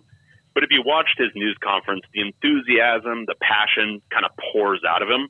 I think that's going to play with donors. I think it's going to play with the well-moneyed folks at UCLA. And I think it will have a positive impact on UCLA's NIL. When did it start to sour with Chip Kelly? Now, that's a question. Year one? Really? I mean, yeah, here's the thing with Chip Kelly. If you go back and look at his tenure, he went 3-9 in year one, and there was a lot of stuff that he just kind of pushed fans away, did away with a lot of traditions around the program, closed practices that had previously traditionally been open at UCLA the first 2 weeks of fall camp. Under Jim Mora, you always had the opportunity to go out and watch. Under Chip Kelly, you couldn't. There were traditions like brew and walk going into the stadium. Suddenly you couldn't do that either. So there was just a lot of stuff like that, and then they just didn't win. And then over the course of his 6 years at UCLA recruited at its lowest level in the modern recruiting era. You know, our website does it, but since people have been doing rankings, he's recruited at the lowest level that UCLA ever has. And that was before NIL became a thing in the last couple of years. So on top of all of that, when it became very bad was essentially this season. UCLA was expected to be decent, and instead in November they lost to Arizona and then a very bad ASU team at home in November. UCLA was very close to firing him at that point. They chose not to do that, and that's looking probably like a mistake because then over the next couple of months he interviewed for basically every single open offensive coordinator job at the NFL level and then didn't get any of those, and then his former quarterback, Ryan Day, hired him at Ohio State. David, I guess jump from being a position coach to a head coach. He's been a coach now for a decade, but I guess in comparison to maybe other head coaching hires out there, there is a difference when it comes to just his level of experience. How much of a, I guess, topic was that in terms of the hire, and what level of concern, if any, is there in regards to that specifically? From my personal angle, and I think some fans, it's a lot of wait and see because I do think that's a legitimate concern that he hasn't really overseen anything beyond a running back's room at this point. It's a big difference going from, 6 or 7 guys to 85 plus the non-scholarship guys. So that's a big deal. I think for the administration, they had other options that were, coordinator level. Tony White, who's also a UCLA alum, is the current defensive coordinator for Nebraska. Mm-hmm. He checked more of the experience boxes, but I think the administration really prioritized the continuity that Foster would have from the roster standpoint, and also, and this was a not insignificant factor, UCLA's budget situation is not in great shape. Foster, you could get him a little bit cheaper, and then on top of that, it's expected that he'll retain quite a bit of the assistant coaches from Chip Kelly, and so they don't have to pay buyouts on those assistant coaches, which sounds ridiculous, I think, for a lot of SEC schools, but given UCLA's financial reality, that actually was a factor. I was going to ask you about his staff and how much you would have to, I guess, renovate or maintain or whatever, but it sounds like a lot of that. Are there any names on the table for any of the major positions, or are those all right now set? I expect defensive coordinator is going to be set. That's Kaika Malloy, who took over for Danton Lynn at the end of last year. He was the defensive line coach last year for that great group of defensive linemen, Leatu Latu and the Murphy twins. He's probably going to retain as the defensive coordinator. They've got an open linebackers job right now. Ken Norton Jr. left for the NFL. The big one is offensive coordinator. That's one where we've heard a lot of names. David Shaw, his son, is a walk-on in the program right now. There was talk that he might get a look, but there's a few different options. I don't think they're in a super rush. They got to get it figured out in the next couple of weeks, but at UCLA, spring ball doesn't start until April most years, so they have a little bit of time before they need to land the offensive coordinator. Why are they, is it just success why they're not as cool a place to be as USC has been for LA kids for all this time? Yeah, it's UCLA historically recruits well. It's historically like probably a top 20-ish recruiting program. NIL has changed it, but USC it's a different beast. When USC is on, they're recruiting at a top 5 level. And, even when UCLA is doing well, a lot of these kids grow up USC fans. They don't necessarily grow up UCLA fans. But that's all soft stuff. The reality is UCLA is still an attractive destination. They have to get their NIL right, but there's a lot of kids who want to come play in LA. There's a lot of kids who want to be near the beach. There's a lot of kids who want to be in, close to Beverly Hills. That's attractive for a lot of 18-year-olds. So I think all of those factors, it can work to UCLA's advantage, but they have to get the money right. Recruiting has become so much more of an NIL game now. And yes, all the old relationship building stuff that's important in recruiting still matters, but you got to have the money. And that's got to be Deshaun Foster's job over the next probably over the next 12 months. This season's probably not going to be very good, but if he gets the infrastructure stuff right, then they can start building towards a pretty good 2025. This seems like I probably know the answer to this, but asking anyway, is a majority or a large chunk of who they recruit or their roster from Los Angeles or in California? In an ideal world, yes. And I think for the most part, that's always been true for UCLA. I think Chip Kelly, he used some of the geographical advantages of UCLA, not all of them. I think even more of the roster could and should come from California. I mean, it's the state of, 40 plus million people. UCLA, when it's doing well, is drawing most of its talent from Southern California and Northern California. And if, Deshaun Foster, I think that's got to be the baseline of success, especially in the transfer portal era. Because if you look at, who UCLA has had transfer out over the last 3 or 4 years since that became a big thing, so many of them are the kids they got from out of state.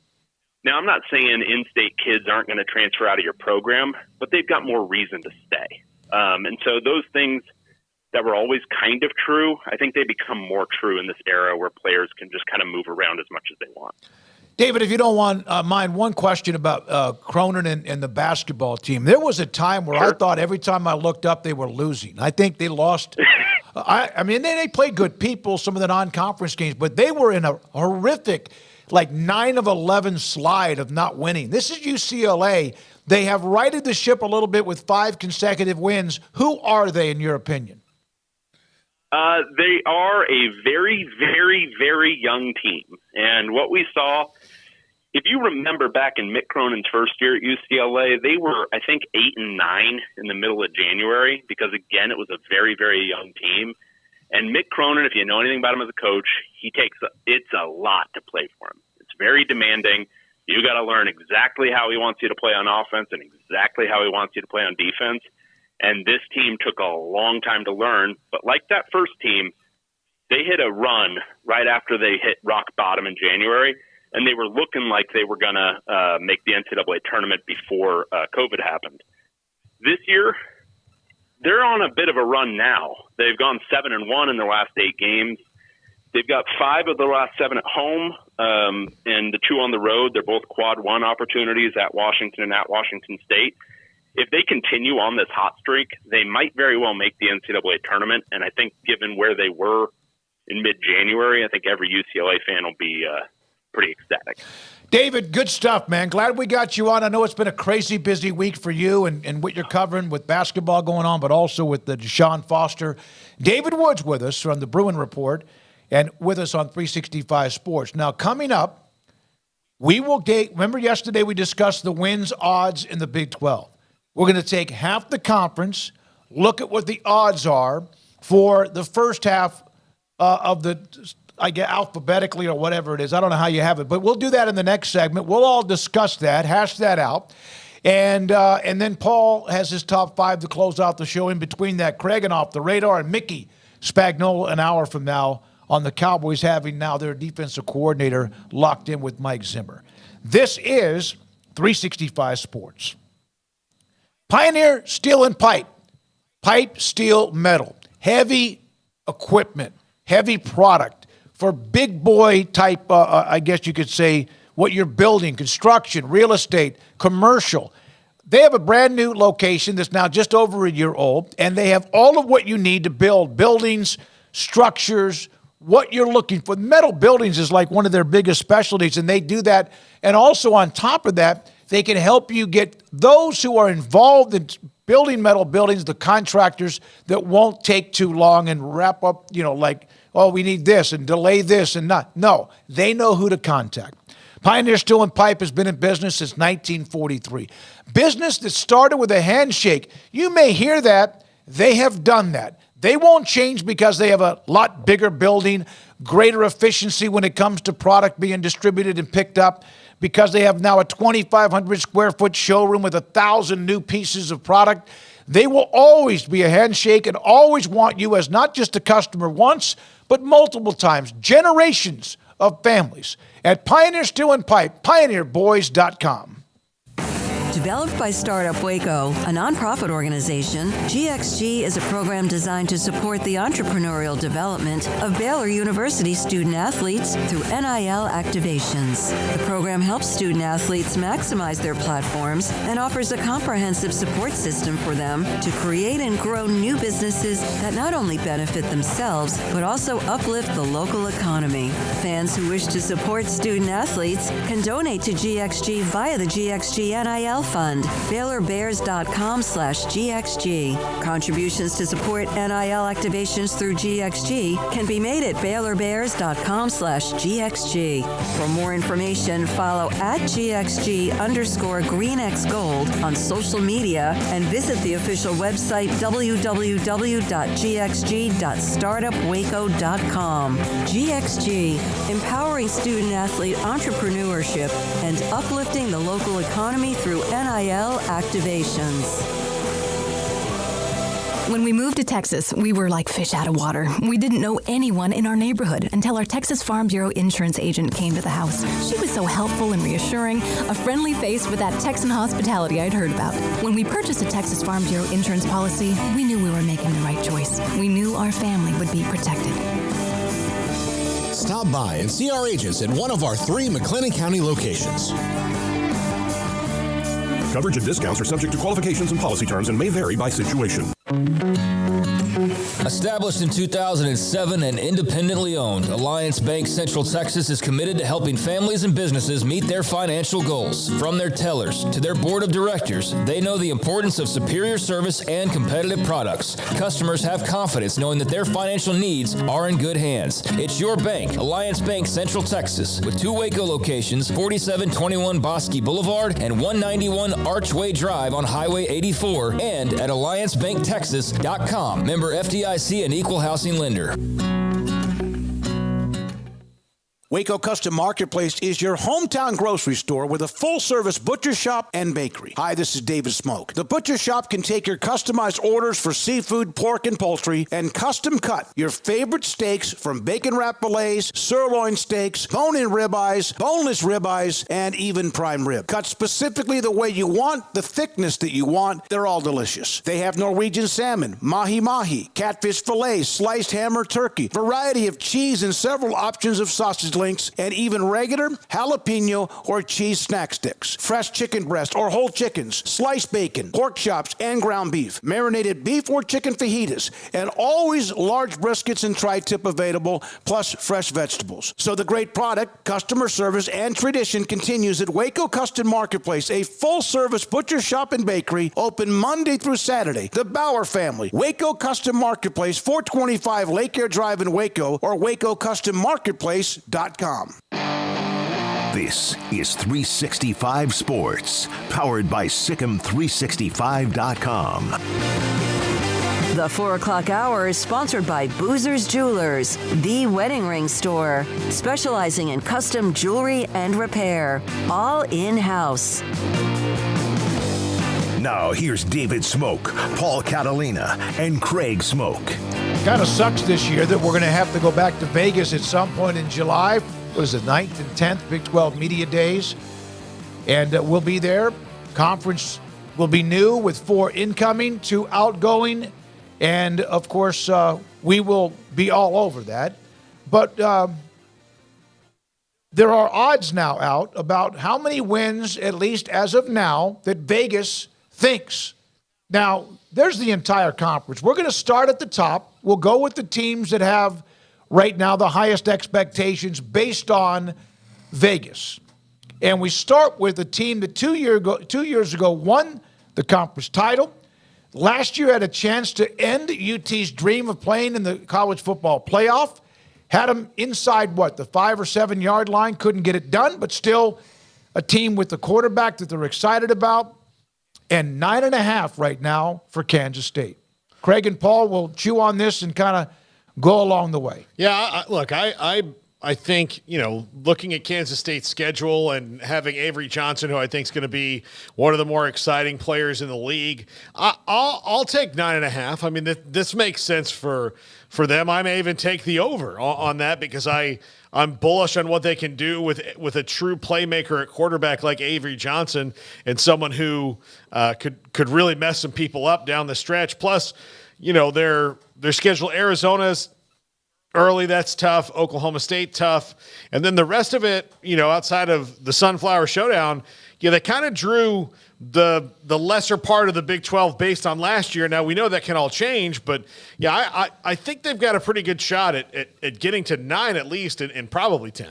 Yeah, and I want to preface this by saying this is our very early just look and reactions to these win totals. These are not predictions necessarily, and I said in the break, and I'll relay it here to our listeners, this is going to be a first look, and then, I don't know, post-spring or maybe even in July when everything sort of settles back in and we know who's still coaching where and what players are still where, then we can revisit this and have a more proper betting type of a prediction. But Kansas State at 9.5, I do think the schedule is manageable. It really does. When you take out an Oklahoma or Texas being on that schedule, it's amazing how different it looks on there. But I do think Kansas State has a lot of reason for excitement with Avery Johnson at quarterback. So I think if you're banking on the best bets in the league this year, I do think Kansas State's got to be one of the top 1, 2, or 3. So believing that there's going to be some parity, but there's still going to be a team that manages to get to a 9-10 win type of a plateau. I do think that K-State's a good bet there. So, I think I'm going like dead on at a little bit. I think I'd go over, 10 wins for them based on the schedule that I've looked at. There were 6 teams in the Big 12 last year that won 9 games or more. 6 of them, of course, Texas at the top with going 12-2. K-State 9-4. And it didn't seem like that. It seemed like they were more of an 8-5, and I know that's just one game here and there. They could have had the big dagger with the game in Austin where they had come back from 3 touchdowns down, but they couldn't finish it off. But it seemed like with what was up and down at the quarterback position, how interesting is it you say they have a more dynamic quarterback, and yet the guy that they had is now he's the quarterback at Ohio State. Yeah, but why'd he go to Ohio State? No, absolutely. Because he's a young guy. Because of Avery Johnson. And so, but it's interesting that Ohio State is taking somebody else's leftovers, and sometimes that's the case. Will Howard's good, but I just think the tools that Avery Johnson has at such a young age, I think that, Will Howard's plenty athletic. He's not as athletic as Avery Johnson, and he doesn't have as much upside as Avery Johnson. It's not a disrespectful thing, but clearly Chris Kleiman and his staff felt very much the same way. So I think both can thrive. I think Will Howard can do really well, but I absolutely totally understand why Avery Johnson is the move for them moving forward, and not bringing Will Howard back for yet another year back in the saddle. But I think they're set up really well. You look at their schedule, and I just don't know who they're not going to be favored against. Certainly some of those road trips that they have, like going to Morgantown, going to Ames at the end of the year, going to Provo early on, those could always be dicey. But, just in general, based on what we know right now, there's not somebody that jumps out on that schedule other than a road trap or something like that I go, Kansas State won't be favored in that game. So, they don't play Texas Tech. They don't play Utah. They don't play. Let's see who would be the next up there. They do play Kansas. So amongst that top group right there, they do play them. They don't play UCF.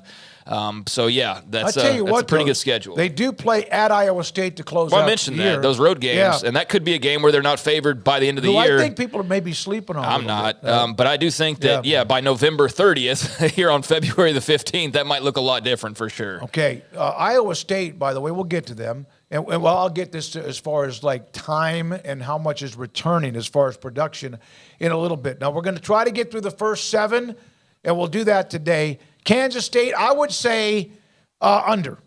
I only because we really don't know, but as of now, that means you're 9-4 if you get to the championship game. It's regular season totals. Oh, okay. That's even more reason I'm so going to say you'd be 9-3 at worst, or 9-3. Yeah, I'm going to say under for right now. Okay. Utah 9.5. I know Utah thinks it'll be 12-0.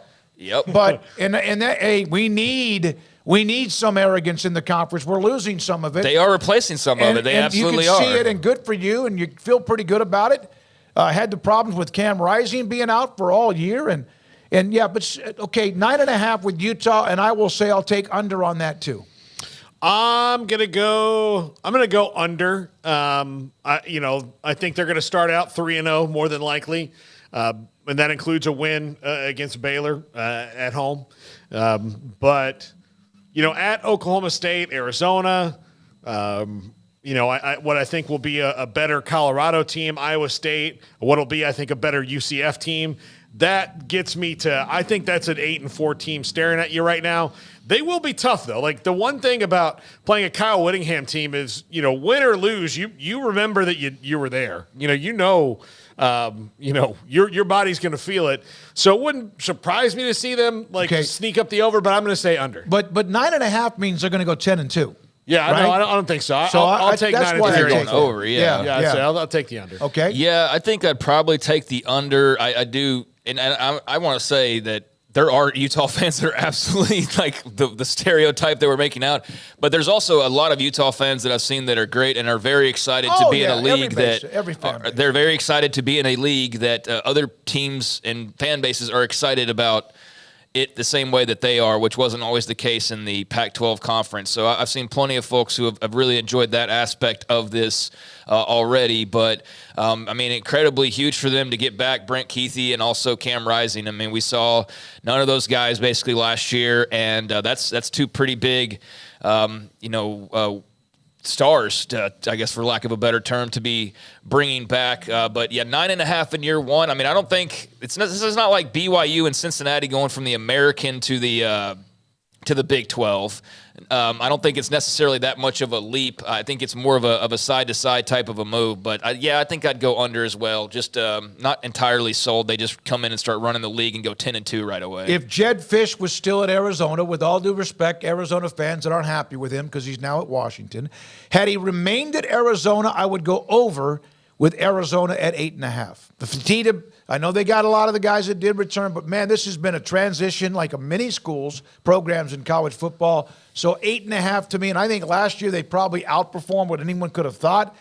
But if they would have remained intact, I easily go over 8.5, and maybe that number would be higher, but I'm going to say that is a skosh too high. Right now, especially since I don't know, like they haven't had as many guys run out the door as you normally would. They've done a good job retaining that. But I also don't know who's coming in to replace some of those guys. And, their schedule is as hard to peg as anybody else's, especially not knowing what a lot of this Big 12 is going to look like. I do think that, I'll buy 8-4, but I'm not going to buy. They open up the third and fourth game is at K-State and at Utah, and then home against Tech. That'll be fun to see how. Yeah, that's why I don't maybe buy that they're going to go 9-3. I'll buy 8-4. I will. I think that's about where they're going to sit. All right, Craig. I'll buy it. You would go over or under. I think I'd go under on that for Arizona or 8-4. Okay, I see what you're saying. Yeah, it's 8.5. 8-4. Sure. They have McMillan, and they got the two, best players on offense, and overall they've got some issues on defense now. Johnny Nansen leaving, going to Texas, and then some players, just scattering through the portal. But yeah, for the most part, they've done a good job of retention. But man, they were really flying high. So 8-4. Yeah, I guess I could see that. So yeah, I would go under for sure. Yeah, I definitely don't see 9-3. What am I talking about? I definitely don't see 9-3, so I go under here. If Fish had been retained, it stayed, and everything else would have remained the same, and maybe added even more, then I think that number from Vegas would also have been more than 8.5. All right, KU, man. Here we are deciding whether 8.5 wins is too high or too low. That's what Lance Leipold has brought to the Jayhawks. Craig, you start with KU. 8.5. I'm going over for them. I think that this is the year for them to take the top off and sit there and really make a big move. I think Lance Leipold's done a tremendous job. You got to think, what were we talking about with Kansas even like 5 years ago? They were the laughingstock. Yep. The laughingstock of college football. The worst team in college football, arguably for like a good spread of years there. And finally got themselves a real deal football coach who's got his fingerprints all over this restoration project, and it's been pretty good. And obviously a lot of this will hinge on Jalen Daniels and his health. But if you're believing that he's going to be healthy, I think Jeff Grimes is a great hire for them. I mean, not that they needed necessarily a ton of help, but you do lose your big-time offensive coordinator to another job. And so you go with Jeff Grimes. And I think given that they run his bread and butter already, him rolling in there with the right tools, like the last couple years Devin at Baylor, Neal, among others, he didn't have the tools. Like, he didn't have the right pieces. They were trying to bake a cake, but they had like lunch meat and whipped cream, and you know they didn't have the right ingredients. Well, I mean, it's true though. You're trying to be a running football team, and you can't run the football. Yeah. Like, how much sense does that make? Yep. Yeah. And that's why Baylor fans for about a year and a half just banged their head against the wall. Because, 2021 was great, but every week we watch you just run into the line over and over again without much of a change-up. At least that's the way that it felt like. So I'm going to go over for Kansas. I'm going to say, like a 9-3 for them without even giving much of a glimpse to their schedule. Because I'm having some internet issues, that would be more helpful. But they since play we're going to Lindenwood, at Illinois, UNLV, the first three non-conference. I mean, it's fun. We're going to revisit this in the summertime when we know more about them. But on the surface, I'm going to say, I'll go over for Kansas. I'll go over for Kansas. I'm going to go way over for Kansas. I'm going to tell you. Oh, my God. No. You don't get impact on football. No, that's look, right. She doesn't. She doesn't care. Right, good. Look, they could win the national title beating Florida State, and she would be like, "Oh, good for them." Yeah. But, can Bill Self do that? Yeah. Yeah. No, she wouldn't say a word about it. No, I think what they've got going on. Look, the biggest struggle they're going to have is they're not going to play at home. They got to drive 40 minutes to their home games all year long. But I actually think that's going to be maybe a little bit of a benefit for them and create some buzz around it.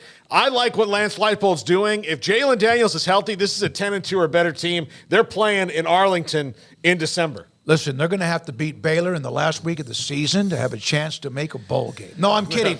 I'll take KU. I'll go over 8.5. I think 9-3 is at least the minimum where they are and who they play. They do have again, it seemed like a pretty manageable. They do have to play at K-State. They have to play West Virginia early on. Depends on what Neil Brown and them has. That could be a little bit of a landmine, but that's in September. I like them. I think they'll go 9-3 or better. Yeah. Mike Bean, are you hearing me? Yeah. I'm with you, buddy. All right. The Fighting Joey Maguires. They have gotten hot late in the year. Last year, of course, struggled. It was kind of erratic. But they've won their bowl games the last couple of years, and they seem to have a lot of pieces back and what they've added. Texas Tech at 8.5. Paul. Under. I'll take the under until they prove otherwise. You got to keep the quarterback healthy. You've got to be more consistent on defense. They did start to be more consistent on the road last year, which was good. But they've got to be a team that, especially when they rolled into here and just ran straight through Baylor. Taj Brooks is coming back. That's good. Barrett Morton is the unquestioned starter. That's good. These are all things that have not really been in Tech's favor and that they kind of had questions about who was going to be. I think Tyler Shuck was the unquestioned starter, but unquestioned the fact that he's the starter until he breaks his leg again. And then, that's kind of how it went with him. If Barrett Morton stays healthy, I can see them getting the over, but until they prove that they can do that, I'm going to say under, although it may not be very far under, but I'm still going to say under. With all the quarterback issues they've had with injuries, it's pretty amazing that not amazing, but it's pretty cool that they've made the bowl twice, back to back. Now, with all the disruption with players and quarterbacks being hurt, 3 the year before. Last year they went through the injuries, went to a walk-on kid or maybe I don't know if he's a first-year scholarship kid at quarterback in that game. So they've got at Tech when Morton went down. That was a scholarship quarterback. Okay, I don't keep up with their 3rd and 4th string depth chart like I probably should have, but they found a way to still get to a bowl and close out the year with a bowl. 8.5, Craig? I'm going to go under here for Texas Tech. They have not cracked the 8 wins. They've not gotten to 9 wins in quite some time, and I do believe they've got enough coming back that they could change that. It's been since 2009, the last time they won 9 games. That was also the last year that Mike Leach was the head coach at Texas Tech. So it's been quite a while now. They've been banging on that door. 7 wins last year, 8 wins. But granted, those are also with a couple of bowl game wins, and that's not what this is counting. This is counting the regular season. So, I'll go under for Texas Tech. I think they've got an interesting schedule that will depend quite a bit on how certain teams play out and how good they actually are. Because I could see where if an Arizona is better than expected, if a TCU bounces back pretty heavy, a Colorado, then their second half of the schedule could be pretty nuts. Going to Ames, going to Stillwater, going to Fort Worth, and then West Virginia, Colorado. So that's the second half. But yeah, give me like right at 8 wins for them. So I would go under right now for Texas Tech. But I do love that they have a lot coming back, the continuity that they have. I know they just had, obviously the hire with the offensive line coach, and so hopefully that's an area that you improve because you need to improve on the offensive line. But Baron Morton, there's no more questions about who the quarterback is, and is Tyler Shuck healthy, and getting Taj Brooks back was absolutely massive. So if they can get some of those guys at receiver and the O-line, and then obviously defensively to keep getting better, then I think they'll be a really, really solid team and could definitely prove us all wrong here. But for now, I'd have to go under for Tech. With Cam Ward not at Washington State, that's a dicey game on the road. But not as dicey. A non-conference game without him. And, of course, Dickert, they're doing a good job there. So that doesn't look as maybe ominous. Doesn't mean it won't be. They play at Arizona, at TCU, at Iowa State, and at Oklahoma State. Those are all teams that you would think are going to be pretty good. They're backloaded. Their schedule's harder on the back end for sure. Yeah. Which is why I think that it'll trip them up getting to 9. October, they open up at Arizona, home against Baylor, at TCU, at Iowa State, Colorado at home, at Oklahoma State, then West Virginia. Golly, I think 8-4 is fair. Yeah. I've gone under a lot. It's not because I'm trying to be Debbie, lowball here, but I would say... That's your new nickname. Yeah. Debbie Lowball. Debbie Lowball. You check into a hotel. T-shirt. Debbie Lowball. Well, at least it's not Debbie Lowballs, right? Yeah. That 9-3 is kind of like, that's why they do this. I'm going to say they're 8-4. I'll go under. Only just because I don't know enough about how things. I'm going to say 8-4. I think I'll go under. Like I said, when I go under at 8, I'll get a text from Joey at any moment. If I go under at 8.5, I'm not saying they're going to go 5-7 or 6-6. I think they're going to go 8-4 probably. I'm going to ask, but I'm. We have Tech fans in the chat. 8.5. You tell me, is that too high or too low? If you go high or over or under on that total. We're going to read, and a lot of you have put some notes up about the various schools. We're going to read those at the end of this segment. Please, Garrett, don't let me forget that. Does anybody else, by the way, have trouble accessing ESPN articles sometime, even if you have a subscription? I've been trying to get the returning production Bill Connolly article, and it tells me I'm not a subscriber, and I'm very much a subscriber. Yeah, so that kind of gets a little bit quirky. Yeah. It can be, I know they've adjusted for the transfer portal and all of that, but it would also be another tool just to look at. It's not the end-all, be-all, but it is something nice to have. And so the next time we do this, when we get deeper and we also know more, like post-spring and post-everything sort of settling down roster-wise, then I'll by then for sure have that as some input here. I do know that Iowa State has maybe the highest production returning from 2023. We'll get to them in a second. Texas Tech has 4 of their first 5 at home, the 1 game at Washington State. So they have a chance to jump out to a nice start, but I'm going to take under. UCF, 8.5. Man, a lot of people are all into Gus Malzahn and UCF and second year in the conference. There was a couple of comments in the chat room. I'll take the under with this too. I think there's going to be a lot of teams that are 8-4, 7-5, that kind of thing. I'll take the under with 8.5 in UCF, but I do think they're going to be fun to watch, and they have a chance to compete. But any of those teams at the top do to win that title this year.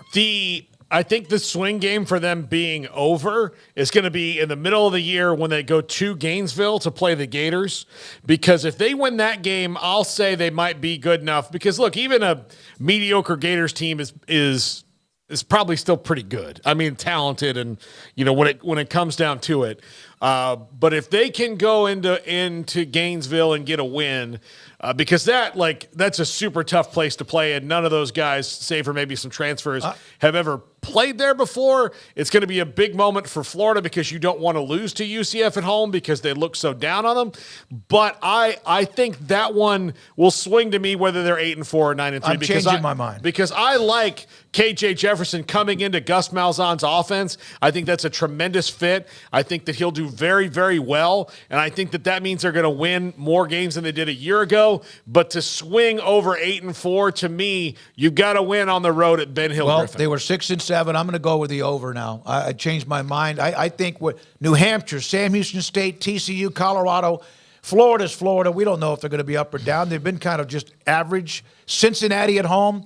I'm going to go ahead and go over with UCF at 8.5. Yeah, this isn't. We can be wrong. It's fine. I'm changing my mind in the middle of the show. We can always do it again in July. No, absolutely. But I mean, I think we just our thoughts are our thoughts. We don't have to really justify them to anybody because everybody's going to have different opinions on it. And so, I think that's legit. And I'm going to go under here. I mean, I like some of the moves that they've made, but I'm not ready to say that they're going to go win 9 games. I don't know. I don't necessarily see that. I think that they can get off to a nice 2-0 start, and then beyond that, I think it's a total crapshoot as to how good that they really are. They had a lot of close games. They should have won the Baylor game last year, for example. They absolutely should have been better record-wise than they were in 2023, and I do believe that ultimately they will be. But looking down the stretch, that TCU game in Week 3 in Fort Worth will be really just interesting to have an early conference game like that for both of those teams, the overhauls that they've had. But yeah, down the stretch, going to Ames, Tempe is not that big of a deal, but you do go to Morgantown, so that's a couple of probably the rougher road trips there in the second half. You get some good teams at home, though, so I could see where the schedule in the second half maybe works in their favor when you're hosting a BYU and a Utah as opposed to going to their place, but going over 8 wins, I can't do that. So I would go under with UCF. I'd say like an 8-4. I'm going to go over. That's the only team so far that I've done that with. Iowa State, the most production coming back from the 2023 season, and I will go over of 7.5 for the Iowa State Cyclones. I like what Matt Campbell's done. They weathered a storm where they were on their way up. They played for the Big 12 title, and then it kind of seemed like it leveled off, and I think that they're loaded. I like what they have. And I think that I will go over on the 7.5 for the Cyclones. I'll agree with you. I'm going to go over on that as well. I think that they'll be pretty good. I think their schedule, is. I mean, I don't think it's outside the realm. I mean, they got to get through that that Cy-Hawk game, but North Dakota, Arkansas State, other non-conference games. The back end of the schedule, though, with Kansas, then Cincinnati, Utah, and Kansas State. That is, I guess Tech before that. Yeah, it's pretty tough. But I like what they're doing. I like that they've got a lot of production coming back. Historically, when Matt Campbell has had veteran teams, he has won more than he's lost.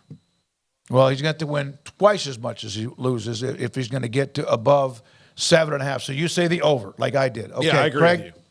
I'm going over. I mean, that's going to have them winning 2 more games than they did last year, and you take into account what they walked into last year with, having to lose their starting quarterback amongst other and the key gambling contributors probe and the gambling probe and all of that. And so now you've got all those guys who had to step in, a bunch of returning production, and you've got a team with a lot less distractions that was able to manage that really well, which I think speaks highly of the culture of the program. And to be able to get to a bowl game, you didn't win it, but you damn near got to 8 wins last year. Now, I know that would have been whole season calculated, not just regular season, but I do think that second half stretch is pretty tough on paper, but not unconquerable at all. And so, I think that they'll start off strong and they'll get to a 9 or to an 8-4 record. I feel very strong. Of all the picks, I think I feel the strongest about that one, honestly. I mean, that one I feel like I'd go place a bet right now that they're going to win 8 games, but I can understand the hesitancy by others, perhaps. All right, one more to get to, and then we'll read a handful of the chat room comments before Craig's off the radar. Oklahoma State over. They have, 18 or 22 of the starters back. Bowman back. Veteran back. He's not always, obviously, flawless by any means, but I think Gundy Last year, the charge they made, they ran into a much better team. Texas was better than everybody in the conference. They lost the game to Oklahoma. Should have lost to K-State, but they were better. And I think Oklahoma State, I'll take the over on that night and day at above 7.5. I'll take the over because I think they're going to win 8 games. I'm just not as enthusiastic as the Pokes fans seem to be about Alan Bowman year 2. And I'm happy to be wrong for you guys. Oh, I'm happy to be wrong, but he is so wholly uninspiring as a quarterback to me in a league that's gotten bigger and has some pretty good ones coming in. That Ollie Gordon or no Ollie Gordon, like there's going to be games where Ollie Gordon is not as much of a factor because you have a team that's good at stopping the run and will sell out to stop him and dare Alan Bowman to beat him. I like the skill position players they have. I like the offensive line that they have. I just don't know. And again, this is also about him staying healthy. Like you got through a year with him healthy, and that seems to be about one of the luckiest things in the world. You could have picked that or a progressive slots in Vegas, and you picked healthy quarterback. That's where I just don't. Well, I'm not all in on. As much as many good things they have, I just can't do it. South Dakota State could be an 0-1. Haven't they won that FCS championship? Yeah. Then you play Arkansas, Utah in week number 4, and then Kansas State. But I'm still going to take the over. So they've got an interesting opening to their season.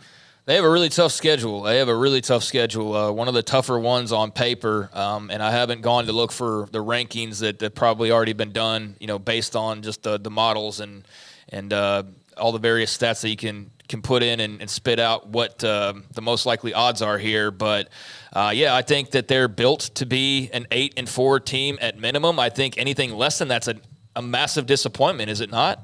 If you're Oklahoma State rolling into this year with all of the guys you have coming back, I think to not at least aspire to 8-4 or reach 8-4 would be a season where I better have seen like multiple players got hurt and there was like just something that went awry, because otherwise, outside of the schedule being tough, I don't see a reason why they can't get to that number. So I would go over for Oklahoma State. I don't know how much higher I would go. If it was 8.5, I'm not sure. With the schedule, I might pause a little bit there, but just saying 8-4, giving them that wiggle room. Arkansas in week 2 will be really interesting, because that's a game where if they lose that one, then maybe they do end up losing like 5 games because they drop one early. But if they win that one, which they would be favored to do, I'd imagine, then I think they'll have a pretty nice start, and they're gonna have a fun time though in the Big 12. That's a great schedule. So I'll go over for them for right now at 8-4 at least. Is that halfway through? Did we get halfway through? That's Gary? That's halfway through. We'll go through the rest of them tomorrow,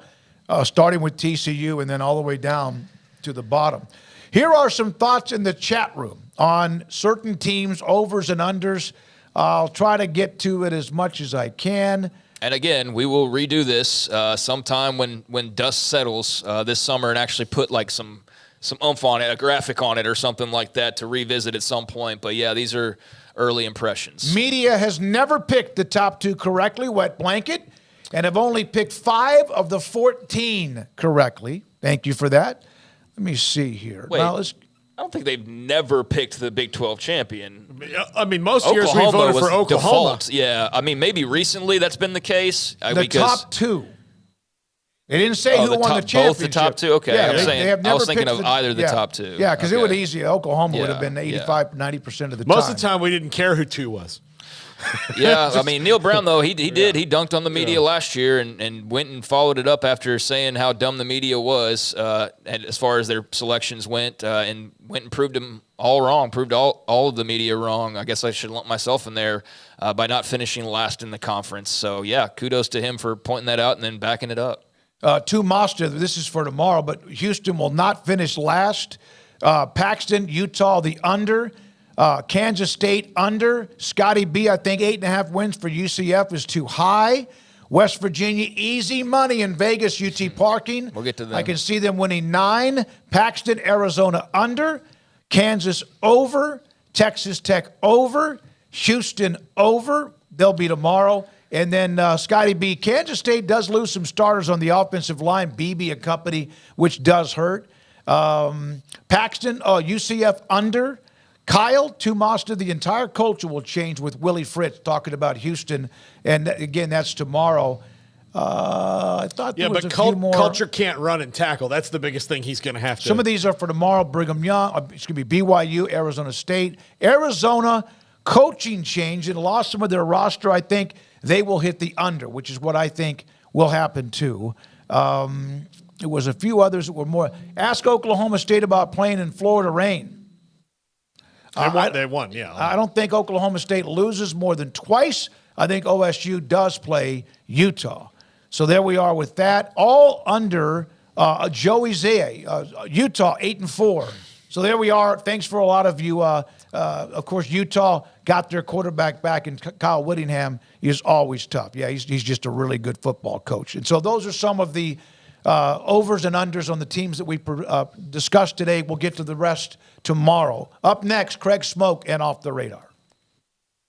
Richard Carr, Buick GMC Cadillac, they are the people that you can count on for great customer service, for great pricing, and for great options when it comes to your vehicle needs, whether that's buying a new vehicle, whether that's buying a pre-owned vehicle, whether that's getting the vehicle that you're currently driving in tip-top shape. They are the people that you can count on, and they've been the people that you can count on in Central Texas now for over 20 years, and they are celebrating that anniversary, 25 years, as a matter of fact, here in Waco in March, and the party is starting with big anniversary sale savings. So if you are looking to buy new, right now you can save thousands on GMC Sierra SLT crew cabs, which includes qualified buyers getting 1.9% financing for 72 months, and military and first responders also able to save an additional $500 on the new GMC Sierra SLT crew cabs. But if you are looking for something a little bit more mileage, a little more worn in, but still in tip-top shape, they've got a lot full of quality pre-owned cars and trucks available for you to choose from as well. 100 used cars and trucks, all in stock, and with 172-point inspections and the Richard Carr seal of approval, ensuring that you are going to be in a great vehicle and one that can give you that peace of mind that you always want to have when you're driving a car, truck, or SUV on the road. Their financing goal is also 100% credit approval, so they say yes when others say no. And with those, just a couple of options out in front of you, there's so much more to check out over at Richard Carr. Whatever your car buying need or car repair need, they can hook you up, as they have for 25 years in Central Texas for the people in this area and beyond. And during that time, they built a reputation as the people you can count on for your automotive needs. So run by the dealership today and check out the proud Central Texans and proud Baylor Bears that want to get you into the right vehicle. Log on to richardcarr.com for more information, or call them now or go see them now off Highway 6 at the Imperial exit. Developed by Startup Waco, a nonprofit organization, GXG is a program designed to support the entrepreneurial development of Baylor University student-athletes through NIL activations. The program helps student-athletes maximize their platforms and offers a comprehensive support system for them to create and grow new businesses that not only benefit themselves, but also uplift the local economy. Fans who wish to support student-athletes can donate to GXG via the GXG NIL Fund, BaylorBears.com/GXG. Contributions to support NIL activations through GXG can be made at BaylorBears.com/GXG. For more information, follow @GXG_GreenXGold on social media and visit the official website www.gxg.startupwaco.com. GXG, empowering student-athlete entrepreneurship and uplifting the local economy through NIL activations.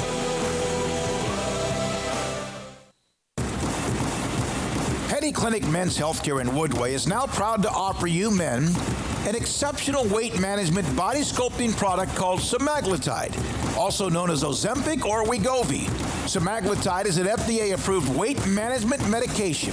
Once-a-week injections of this powerful medication offers an average body fat weight loss of 20% within the first year of treatment. In addition to body sculpting, semaglutide also normalizes blood sugars and has the clinical research proof of reducing blood pressure, cholesterol, stroke, and heart attack risk.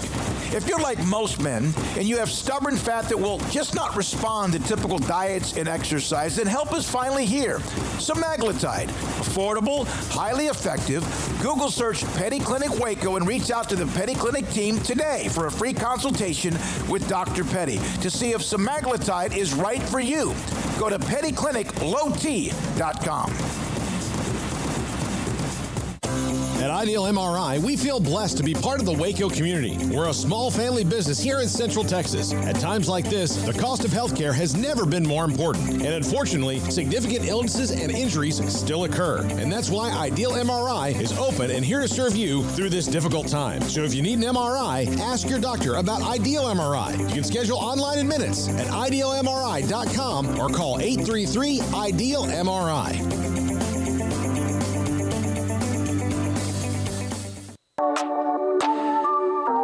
This is Craig Smoak's Off the Radar, presented by Alliance Bank. They take pride in making banking easy. AllianceBankTexas.com. Welcome into Off the Radar here on 365 Sports. Segment we do on Tuesdays and Thursdays to try and round up a lot of the various stories around the sports world we might not otherwise have time or think to get to. So typically we're pretty heavy college football, and that leaves a lot of room for some other things. But the post-Super Bowl kind of sleepy in the sports world a little bit because you've got pitchers and catchers now reporting, NBA season's rolling along, but the absence of football is definitely felt when it comes to just sort of the news cycle and the constant churn of college football and NFL going on simultaneously, much less the I guess, other side of the Super Bowl when there's so much buzz and buildup for what went on last week in Las Vegas. But I'm sure you guys saw, I'll start off with this, just what happened yesterday at the Kansas City Chiefs parade. I know that you kind of mentioned it yesterday at the end of the show, but gunfire erupting, over 20 people injured, and a mother of two was killed, according to Kansas City authorities, as the Chiefs were celebrating their latest Super Bowl championship in the midst of a crowd of about 1 million people down there in Kansas City. 22 people ages 8 to 47 wounded by gunfire. About half the victims were under the age of 16, but police did say they recovered several firearms, also arrested or detained 3 people, but did release 1 person because they found out that they weren't actually involved. So 2 juveniles remain in custody, although no charges have been brought forth so far, but that at least seems to have I guess found its end as far as, any search or manhunt or identifying. I'm sure there's still a lot of that identifying going on to determine exactly if anybody else is further involved. But 2 juveniles in custody, and I'd imagine you all saw the video of the chase of one of those suspects, which was just incredible. I watched that like 25 times. That guy needs to get night. season tickets, and the guy that was multiple with him, people were involved with that. That was because awesome. the initial guy tackles him, he gets up or starts to get up. Other guy tackles him, and then they're able to finally wrestle him down. But that's the latest on that. I just wanted to bring that up because that was obviously an awful incident yesterday, and just awful that somebody lost their life. Yeah, absolutely terrible. And thank you to the heroes who stopped it and who did what they did. I saw the picture of the guy. He tweeted out like they wrestled the gun away, and a woman went over to pick it up. Yeah, it was a large one. So it was. These things, we need to do something about it. We keep saying it, but it was really tragic, and you hate that a young parent lost their lives and that children were injured in this, and that, they're out there. This is a town that was full of joy, for something that they're thrilled to happening in a great spot and all that, and just for this to happen. But I've been very impressed, by the way, we had him on the Super Bowl. You remember Smokey a couple years ago, the mayor of Kansas City. He was great guest. Then we had a lot of fun talking to him. I've been very impressed with the way he has confidently responded to what they're going to do and how they're going to address these things moving forward. Yeah, and they had a lot of the Chiefs have come out with various statements, whether it be on social media. That was amazing. I know I'm part of the media, but I do understand the vulture aspect of this. But, they pretty quickly identified one of the tacklers. He was on the news. It was just like bing, bang, bong. Like 1 minute he's sitting there tackling and, grabbing one of the suspects, and then next thing you know, it's all over the place, and you're on television and all of that. But not a happy ending. But at least we know that there are some people in custody, and so I just wanted to make mention of that because that was obviously one of the bigger stories, not just in sports, but just in the country yesterday. So apparently the other information on it was that it stemmed from a personal dispute. That's what the police said. The entire ordeal revolved around was some type of a personal dispute. So they're still looking to identify if anybody else is involved. But just stupidity and unfortunate that that had to happen. And I just hope that all involved, obviously you can't give someone their life back, but especially those kids, I mean, getting shot, I just hope that they're not just screwed up moving forward and can get over the very traumatic incident like that. So let's have a personal dispute and go into a crowd of what could have been 300,000 or 400,000 people or more. It just that's the part that it makes no sense. Juvenile brains, but that's not the only thing. Yeah, there's obviously just some stupidity going on. I don't know how else to describe it there, but there is some news updates on that. Meanwhile, this happened not today, but we haven't talked about it. I know we're going to talk about it here in the next few minutes. But Mike Zimmer, Paul, and you as well, if you want to chime in, the new Cowboys defensive coordinator. He has talked to the media and said that yesterday he's not trying to reinvent the wheel, and he knows that the Cowboys have a lot of talent, of course, headlined by Micah Parsons, but now that Dan Quinn is off to be the head coach in Washington, Mike Zimmer is where the Cowboys turn for their new DC, and he said they're in the process of looking at players, trying to figure out the best uses for various guys, and this is a homecoming of sorts as well for him. So what are your thoughts on the big change at DC for the Dallas Cowboys? I mean, not thrilled. I see. I don't know. It's just, it's uninspiring. I think Mike Zimmer's a brilliant defensive mind, but I guess maybe I have the new is always better, gene sometimes. Kind of want a fresh look at things, but Mike McCarthy, when he took over calling plays last year, he put Bryden Schottenheimer as the offensive coordinator, which to me, again, was just like, okay. And then with Mike Zimmer, I think it's a practical move and it makes sense in that Mike McCarthy's in the last year of his contract. If they don't get over the hump, then Jerry is probably not going to bring him back, although he did this with Jason Garrett several times. They haven't renewed it. You're going to bring in somebody like a Mike Zimmer who knows the score a little bit more and maybe is not angling for the future for long term. You're really trying to talk yourself into this. But I don't again. You haven't said anything. Yeah, it's just those are like I thought it was an uninspiring hire. Yeah, it's very uninspiring. Yeah. I thought that's a good word to use. Uninspiring. Okay, I guess we'll Mike hear Zimmer's a good dude, hell of a coach, but I just is that the guy who's going to win you a Super Bowl? I don't know. I don't know. Yeah, I mean, that's fair, but he's met with the media. Obviously, there's a lot of work to do there, and clearly we'll be talking about that more with Mickey here coming up. But, I just want to get your thoughts since we hadn't mentioned that at all. Also, meanwhile, as changes are taking place, one other one that happened yesterday was the 49ers firing defensive coordinator Steve Wilks after just 1 year as the DC in San Francisco. Kyle Shanahan announced that on a conference call yesterday, it said that they had made the decision to depart after 1 year. He didn't really answer as to, initially, I guess in that conference call I guess it happened right before the move was announced. And so he didn't really have comments at that time because he was getting peppered with questions about Steve Wilks and coming back for another year and all of that. And then they eventually just turned around and let him go. So 1 year, they got to the Super Bowl, had a defense that was pretty good, but I guess not as good as they liked the year prior. And so they make the move. And any surprise or any thoughts on them moving on from Steve Wilks? I was surprised. I thought the quote from Shanahan, which you could tell he was uncomfortable Tuesday, made the decision yesterday or announced it, where he said everything about Wilks, he's a hell of a good person and also a really good football coach. And yet this decision seems to come from, one, they lost the Super Bowl game. I don't think the defense was the reason they lost, but they want to go to a different scheme that maybe will be even better, deeper. I don't know. But I hated when I saw the news. It surprised me because they just played in the Super Bowl, and it wasn't like his defense collapsed and gave up 28 points in the second half. No, look, they held Patrick Mahomes to 19 points in regulation.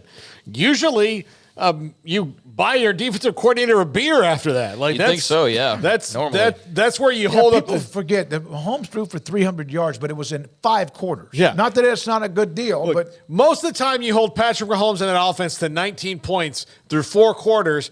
You win that game, 1, because you've held him to 19 points, and 2, after the game, the Twitter video is like, and this game ball goes to our defensive coordinator who had a great grandpa. That's what it was.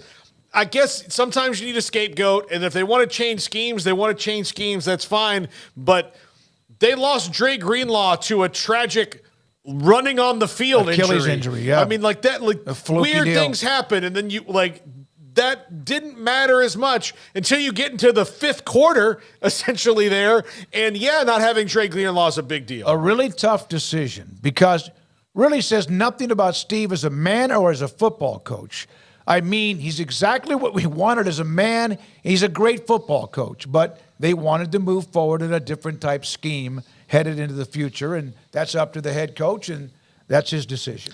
Yes, it is. So they announced that, and obviously there was big shoes to fill as well when you're replacing D'Amico Ryans, who did a great job there. Meanwhile, former West Virginia quarterback Geno Smith has had a better NFL career than it looked like he was going to have at various points in time, and has really had a great resurgence over the last couple of years, a bit more up and down this past year, but there's a contract question coming up with Geno Smith, but that's been answered today. He's got $12.7 million that will become fully guaranteed on Friday, and he has been informed that he will remain on Seattle's roster throughout the week, and that calls for a $12.7 million base salary next season to become fully guaranteed tomorrow, as he will still be on the roster.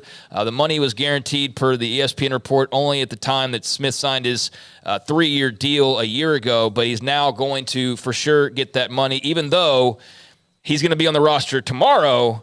But beyond that, there's some more questions about whether he's going to be the quarterback long-term for Seattle. But I mention this just simply because there is a lot of debate about Geno Smith and his I guess overall future. But he's going to get a nice little payday tomorrow and will remain on the roster. The Seahawks are not looking for a way to duck that. He had a good year. Well, he had a fantastic year. Should have beaten Dallas. Remember, they had them in trouble and then couldn't close the game. You have to give yourself options, and getting rid of Geno Smith before this deadline, especially given how much money he actually costs now, which is a bargain compared to what you'd have to do to get, and they're not bringing Russell Wilson back, so that's something that's I think Russell's probably called saying, hey. Maybe that's what happens. Who knows? But I just don't see them, for sure getting a better quarterback than Geno Smith this year. And look, maybe they draft J.J. McCarthy or Bo Nix or Michael Penix at their pick at 18 or 19, wherever they are. And maybe they pick him, and maybe they have that guy developmentally. But again, are they going to be better this year than Geno Smith? Yeah, I don't know. We'll see. He's going to get that $12.7 million. There's another bonus, though, of nearly $10 million that will come up on March the 18th. So do they move before then? Like, you give him this chunk, but then do you move and make your decision to move on before then? He's when does he get the next chunk? In March? On March 18th. Well, the draft's not until the end of April, so I don't know how they have to make that decision before they know who they're going to have. Yeah.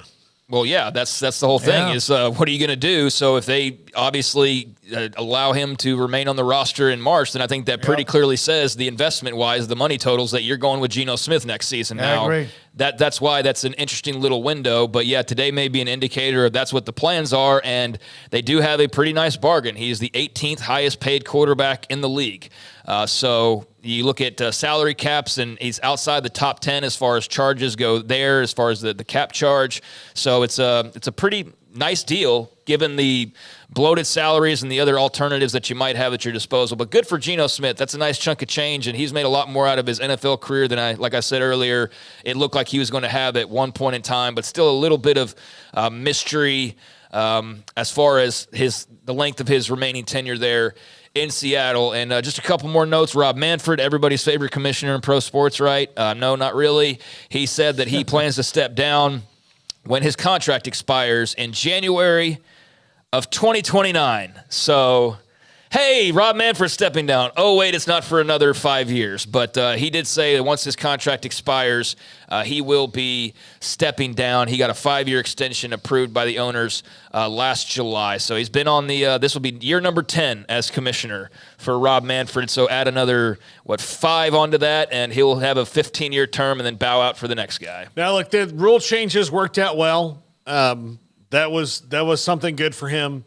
But, man, the fact that he almost ripped the game apart with the kind of very lackadaisical approach to COVID and playing games and getting the players back in the field after the labor dispute, I'm just 2029 can't get here soon enough. But, the owners are just going to hire another shill for them, and, hopefully it'll be better. Bud Selig was I remember not liking Bud at the time, but like now, hindsight's 2020.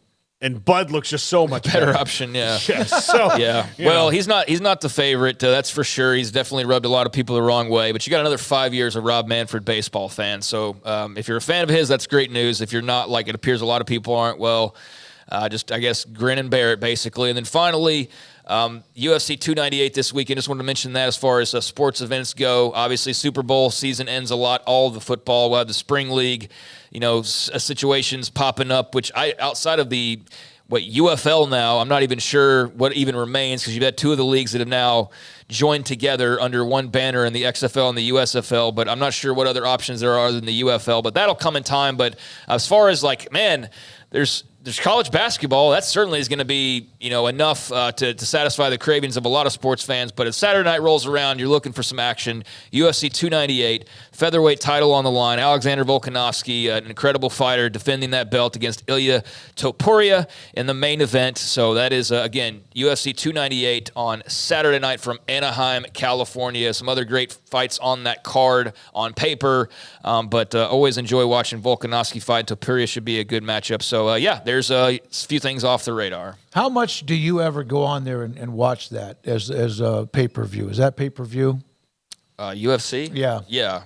Not often at all. Okay. I mean, it just depends on who's fighting, and not nearly as much as I used to in the McGregor heyday or even Rousey.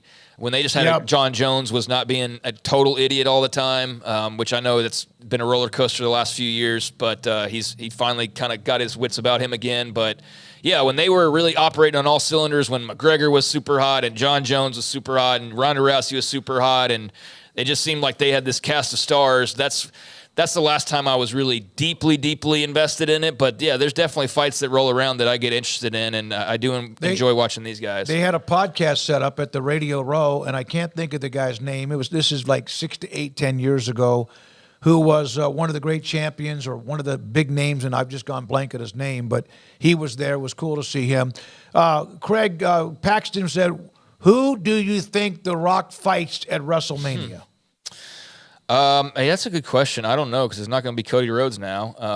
I almost wonder if they're going to do, and I don't know how they would do this, if night 1 you do Cody and Roman, or you do that night 2, and then the other night you do like Cody and Seth versus Rock and Roman in a tag match. I could see that. I don't really see Rock versus Seth, and I don't really know how much time they have to build up. I guess they've got a few weeks, but I don't know. The one match in my mind that stuck out, especially with Rock coming back from Hollywood after all that time off, would be Rock and Roman versus Seth and Cody. That would be the one I'd probably put money on happening on one of those nights. But with the belt, do you put Cody and Roman on night 2? I would think that you do, but I don't know for sure. So that would be my prediction. I definitely don't think he's fighting both nights. I think that'd be asking a little too much. We want to reach 100,000 subscribers. That's the way we're going to get there, with him doing that podcast on Randy Couture.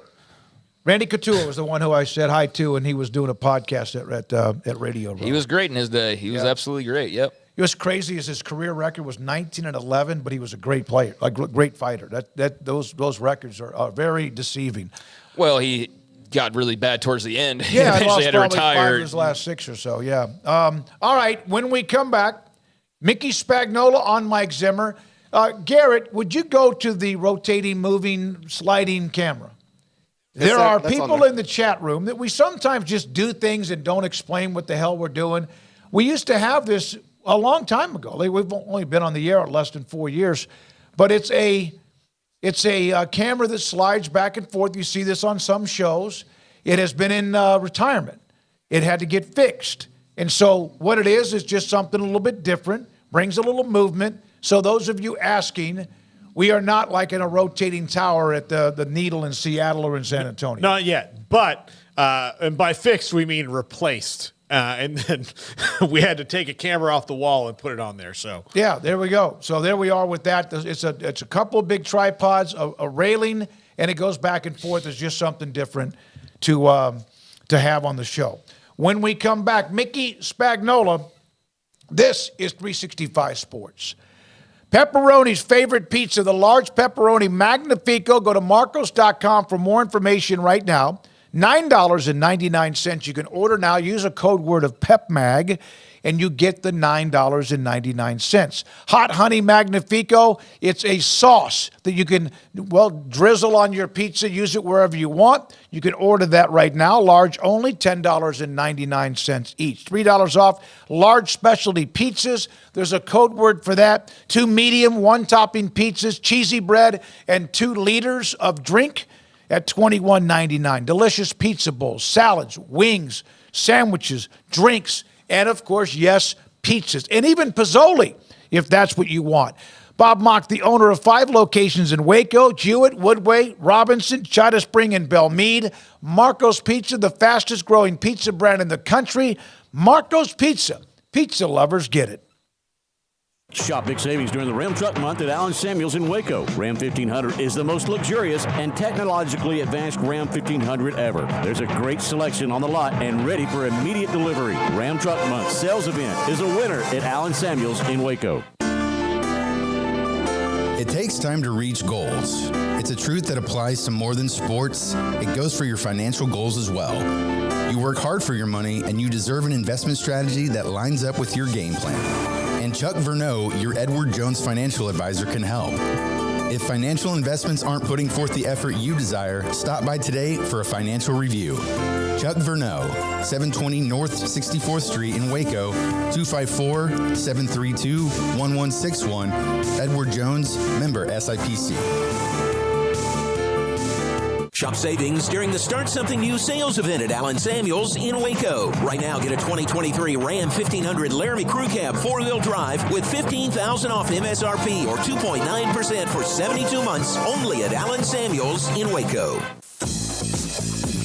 Baylor Scott & White Southwest Sports Medicine Orthopedics, the team physicians for Baylor Athletics, diagnosing and treating all sports-related injuries, including concussions. These specialists also provide orthopedic services for athletes and non-athletes alike, whether it's knee or shoulder pain, a wrist injury, orthopedic spine care, and even an arthritis and total joint clinic. Trust the doctors Baylor Athletics trust. Baylor Scott & White Southwest Sports Medicine Orthopedics wants to get you back in the game.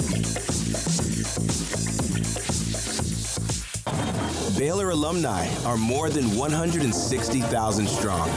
When we all join hands to support our university, we don't just move the needle, we move mountains.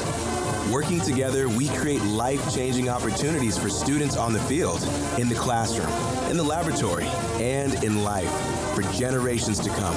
So get connected, get involved. Learn how at baylor.edu/alumni. Samantha Duvall, TexasBeefHouse.com. The auctions keep on being, from what I can tell, a great success, Samantha. Yes, and they are so much fun. We have people that come out that have never been to any type of auction, and they have so much fun. You can hear and feel the energy in the room, especially when people are high-fiving each other when they've won a lot, or you can tell when people are just bummed when they didn't get that one and they're waiting for the next one, but the energy is just so awesome. Your father said it's been so successful, you're looking at doing even more and more into the future. Is that correct? That is correct. We don't have a date yet, but we're looking at maybe possibly sometime in April doing another one. And this one will again be a live auction along with being able to bid online for people that are not local. Farm-raised, aged Wagyu beef.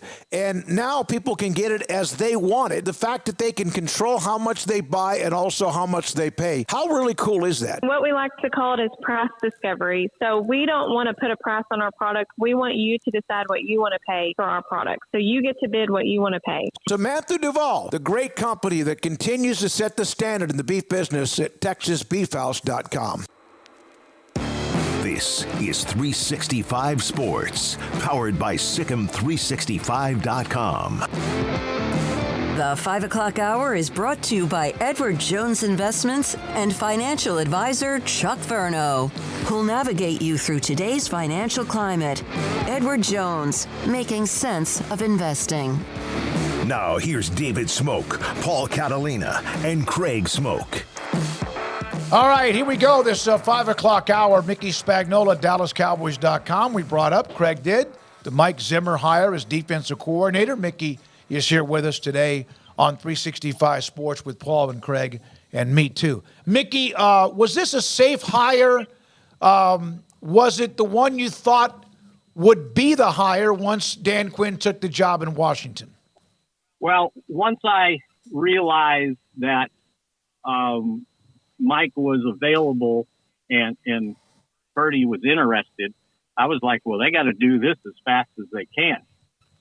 Because, again, you know, I've had people tell me, well, why couldn't they find a young coach up and coming? Well, the young coach on their staff, not so young, but up and coming, that could be a defensive coordinator, was Joe Witt Jr. And, you know, he would have been a candidate. But again, when Dan Quinn got the job and wanted to bring him to Washington to be his defensive coordinator, now common sense tells you, should I go work for a guy that just got a 6-year deal, or should I stay here and take a chance on the head coach with a 1-year deal? So that kind of made me think that it's going to be hard to get a young coach to leave a job that he's secure in to take this job, and it better find somebody that maybe doesn't have a job. So, you know, they were interested in Ron Rivera. And then when I heard Zim, and I'm going, oh, Zim's too good.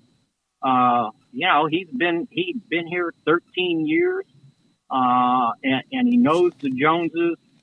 He and Mike were somewhat familiar with each other, having coached in the NFC North against each other.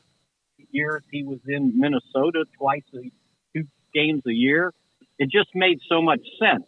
And, yeah, I was glad to see it happen. And as an aside, how about this for a coincidence? Mike Zimmer's first coaching job was as a part-time defensive assistant at Missouri in 1979. And I was there working at the paper in Columbia, Missouri at that time, and I met him 45 years ago. Wow. So I'm biased, right? Yeah. But as I wrote it for my Mix Shots column that got posted this morning, I said it's one thing to be biased, but I'm right. So that's the way I qualified it. Mickey, Aiden Dirty got the job in Seattle as the defensive coordinator. I was a little bit surprised that he didn't get promoted, but when you just said about the young coach, I think it probably makes more sense, although I do know that that's a pretty big loss in the locker room, especially for his position group. Yeah, a defensive line coach. But again, same logic, right? You're going to stay here where your boss has 1 year, or you're going to go where your boss has 6 years. And so I think that probably led something, you know, into his decision making. Now, I don't know if they were going to give him the job, but then again, put yourself in Mike McCarthy's shoes. You got 1 year left on your contract. You're going to take a chance on a guy that's never been a defensive coordinator, or do you want somebody that has some experience doing it? I think that factors into it too. You hate to lose them, but again, you know, it makes it even more difficult because now you got to find a defensive line coach for sure. I would imagine at some point they likely promote Al Harris into the secondary defensive pass game coordinator coach, not just cornerbacks. They really like him, and he is coming back. They finalized that. So, but yeah, as Zim said yesterday, you know, we got to put a staff together before I start answering all these other questions. Mickey with us on 365 Sports. Why is Zimmer available, or what are some of the, if he has some holes in his resume? Well, after Minnesota fired him. Right. So that was after the 2021 season. I think that for some family reasons, he decided to sit out that year. Although, as Dion keeps saying that, yeah, I've got Mike Zimmer as my consultant. Well, he never went to Jackson State. He consulted over the phone with Dion his last year at Jackson State and did the same thing this past year with Colorado. But he kind of pointed out that it had to be the right place at the right time. And he said he had some, nibbles that people had inquired about him becoming a defensive coordinator, but he just didn't like the fit. And some of it had to do here with, first, his familiarity with the Cowboys, familiarity with Dallas. Also, he's got a daughter here that had twins, so now he's a two-time granddad and can be around them. And the fact that he, very familiar with how Jerry and Steven run things. So to him, it was just a natural that this is the opportunity available that he wanted to take. Mickey, the Cowboys have 18 unrestricted free agents, which is kind of a lot for them, I guess, year to year. But and a lot of them could be priorities if they had more cap room than they do, and they've got to get that worked out. And there are things that they're going to do that will. But Tyron Smith and Tyler Biadasz, both on the offensive line, which one of those do you think takes priority? And which one do you think is most likely to be back? I think that will come down to market value and seeing how that's established.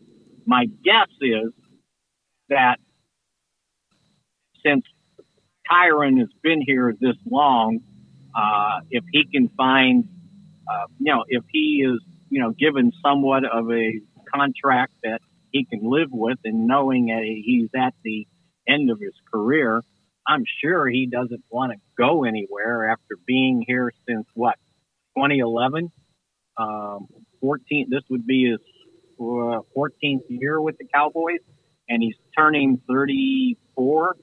I would think he, on a very conservative contract with some game, how many times you play in the season, bonuses, I would think that would be more likely. Biadasz, if I remember, was a fourth round pick, and he probably hadn't made that much money, but having been a Pro Bowler, and if somebody offers him a 4 or 5 year deal, I would imagine he's got a jump on it. It could be his last contract. You never know. So yeah, I think Tyron, and they've got to decide if that's what they want to do, because the alternative is, and you got to make these decisions now here and within a month or so, is you can move Tyler Smith to left tackle and find a guard, which would be less expensive. So that's one of the, they've got, you just asked question that they've got all these things they've got to solve with the number of free agents they have. I think I figured there was 8 or 9 of them that are either starters or significant contributors that you would like back. But again, what can you afford? Because you don't have a heck of a lot of money, especially the guys on defense, because Dan Quinn certainly is familiar with these guys, and Washington's got a boatload of money to spend under the cap. And, he might, just his familiarity with his guys on defense might entice them to, hey, I'm coming to Washington. Jordan Lewis is up. Stephon Gilmore is up.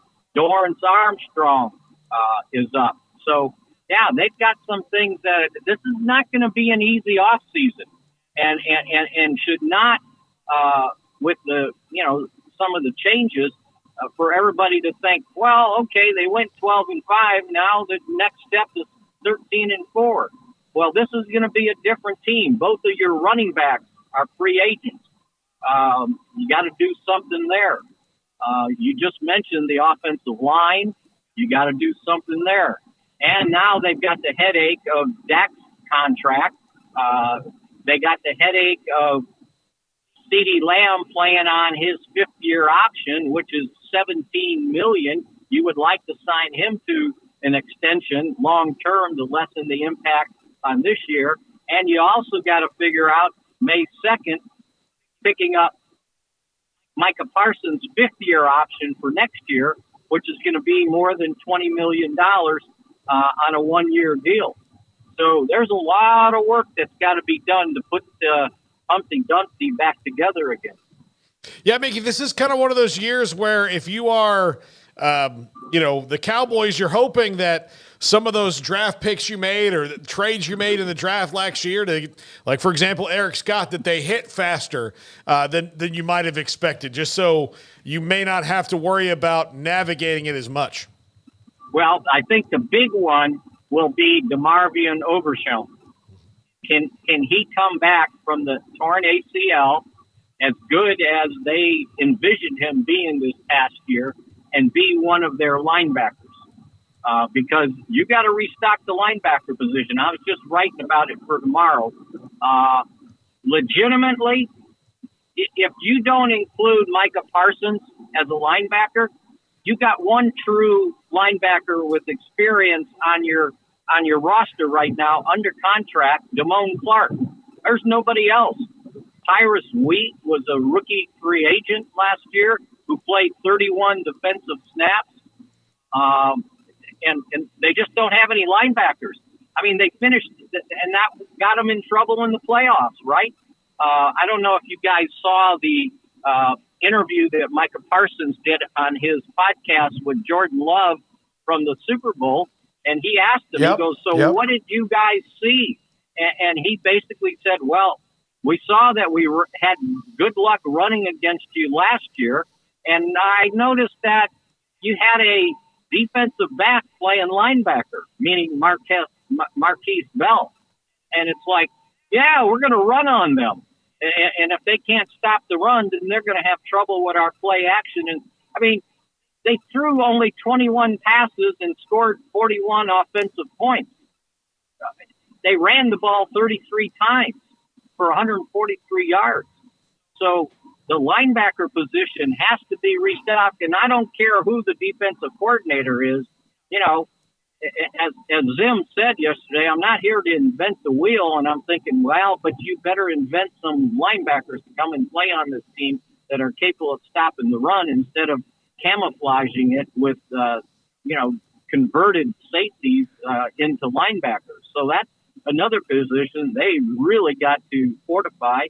And again, I told you 2 of the cornerbacks are unrestricted free agents, and your best one is coming back from a torn ACL. So it's Deron Bland and who? So, yeah, there's a lot of work that's got to be done this offseason, and they don't have a lot of money. You know, I think, what Jerry said about we're all in, well, they're always all in, but you're only all in as much as you can afford.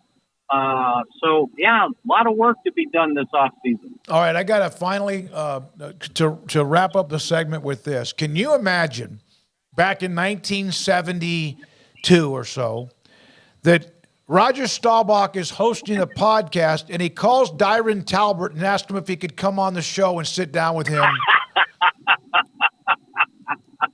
Yeah, things have changed, haven't they? Good with God. Social media. Yeah. Yeah, they're so young, and they're the allegiance, and yeah, it's and then but you got to have a gimmick on Radio Road to get on, so you can talk about whatever you're marketing, and then you go in and answer questions. And you know what? And Jordan Love was a really hospitable guest because he hesitated to answer his question, like, I don't really want to talk.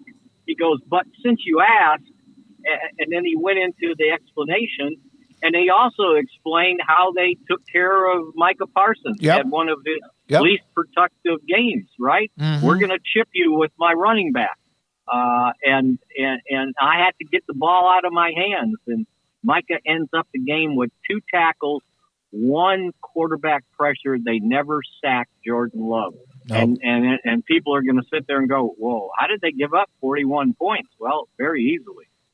Mickey, thank you as always. Mickey Spagnola, the Cowboys, and everyone else about to head into free agency. A lot of decisions to make. And, that podcast with Micah and the enemy at the Super Bowl. And Jordan Love just basically came out and told him the truth, which good for him. He's that confident to do so. Well, could you imagine Randy White calling Joe Theismann and saying, hey, how did you guys beat us? Okay, one, Randy would never do it. And then if it did happen, there's no way in the world that even Randy could tie Joe to a chair and waterboard him, and Joe's not telling him. No, he's not. There's no way I'm telling you this. All right, when we come back, Paul Catalina and his top 5. Don Chimodor and Coffee Beans, they sent out with us a full box of Macanudo. They were fantastic. There's a good friend of mine out of Vancouver that's in talk radio, has been there many, many years. He always trades a cigar or two with me. He's got the ones that come from outside the country. And so he got some candles from our good friend Eric Horton and Tyler Candle Company. But we had a box of Macanudos there, along with all of our setup inside of Radio Row at the NFL Media Headquarters in Las Vegas. Also, when I got back in town, which was on, Friday, first thing I did on Saturday when I finally got some sleep and caught up on a different time was went by Don Chimodor and Coffee Beans and got myself a new bottle of CBD, the Vita Dreams, which allows me to fall asleep. I am one that tosses and turns. I've always got something in my head about something we need to do. Used to have like a little recorder next to me, da-da-da-da-da, and then I was like, just get a notepad. But I do need the Vita Dreams, and it does allow me to fall asleep a lot easier. There are some days, no matter what, you've got too much on your mind. They have that at Don Chimodor and Coffee Beans, 48-foot walk-in humidor loaded with the best brands of Cohiba, Padron, Rocky Patel, Artur Fuente, and more. And, of course, they have THC products, including for bad days, for chronic pain that you just get worn out with. Don Chimodor and Coffee Beans with Carol, Ashley, and Cheyenne in the Townwest Shopping Center off Richland Road and also Richland Drive and Valley Mills in Waco. Are you ready to elevate your Waco experience to a whole new level? Look no further than the Baylor Club, where you can indulge in one-of-a-kind luxury and unwind in our exclusive lounge area. Located in the heart of McLean Stadium, this elite club offers 5-star member atmosphere for all your work and play needs. With a master culinary team and outstanding hospitality, we take pampering to a whole new level. Weddings, milestones, businesses, and birthdays. A stadium roaring with bear spirit featuring stunning city skyline views. The Baylor Club truly has it all. The Baylor Club is the destination for Baylor basketball pregame meals, beverages with this special membership offer. If you mention Sikkim 365 or 365 Sports Radio, just ask for John or Devin for details. For interest in membership or your next private event, call 254-710-8080 or Google Baylor Club Linktree for more information on menus, calendars, upcoming special events. Say yes to the Baylor Club today. 254-710-8080 or Google Baylor Club Linktree. Cars priced right, day and night. Average your car in Texas. Trucks built for you, red, white, and blue. Average your car in Texas. Cars that zoom with lots of room. Average your car in Texas. Count on us, a dealer to trust. Average your car in Waco, Texas. Pizza pizza, burgers, and Bears football. There's no place around Waco that serves them all other than Bubba's 33. Come show your green and gold and enjoy some of Waco's best food and beverages while watching your favorite team, the Bears. When real Bears fans get hungry, Bubba's 33 is the #1 spot for ice-cold drinks, hand-stretched, stone-baked pizzas, and bacon-infused burgers. Join us for indoor or patio dining. Bubba's 33, Waco's restaurant and proud supporter of Baylor Bears football. Sick 'em, Bears! In Texas, there's pea-size hail and baseball-size hail. Guess which one hit our house? We didn't even know where to begin, but we called our Texas Farm Bureau insurance agent, and he was so reassuring. He knew exactly what to do to get our house back into shape and our lives back to normal.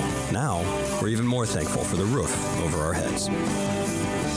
Stop by and see our agents at one of our 3 McLennan County locations. Coverage and discounts are subject to qualifications and policy terms and may vary by situation. Are you ready? It's time for Paul Catalina's Top 5. Brought to you by Texas Beef House. Where's the best beef in Texas? Your house when you order from Texas Beef House. Unleash the flavor of Texas raised Wagyu. From our pasture to your plate, TexasBeefHouse.com. Top 5 comments on, or thoughts on Tony Petitti's comments that he made to Adam Rittenberg, who we had on the show earlier. If you missed that, it is available on the channel, so go watch it. But this was, to me, a very interesting, interview he gave when you think about the big picture that he's trying to go at. Number 5, how do the other conferences, like the Big 12, the ACC, match this plan? So if he's got he and the SEC, let's just say they're both going to do this, have the deeper 2 leagues, and their television broadcasts are going to be the powerful ones in November. How did the other, what's going to happen to the Big 12 when they just can't do that, or the ACC can't do that? I mean, I think the answer might be kind of obvious, but that is something I think they need to be working on to make sure that their November games are as intriguing as the other ones and sell that as hard as they can. I know it's difficult, but that is something I thought, okay, well, you could always kind of count on in the old days, there were going to be some games that you were going to get better ratings on because the big leads, Alabama might be playing Vanderbilt, so you might get some of the viewers normally that be watching an Alabama game because they know Alabama's going to win. Well, now if Michigan is playing Oregon and Alabama's playing LSU and Ohio State's playing USC and all that's happening on the same day, and you're saying look, we've got an 8-2 Kansas State team against a 7-3 Iowa State team. Can you really match that, even though those games might be just as good? Not unless you're talking about the fan bases who care about the other game you're talking about. It's going to have to be a highly ranked. Those are alphas. Those are the games I'll watch. I'll keep up with 4 or 5 at a time. I'll flip back and forth. But, yeah, that's going to be a challenge.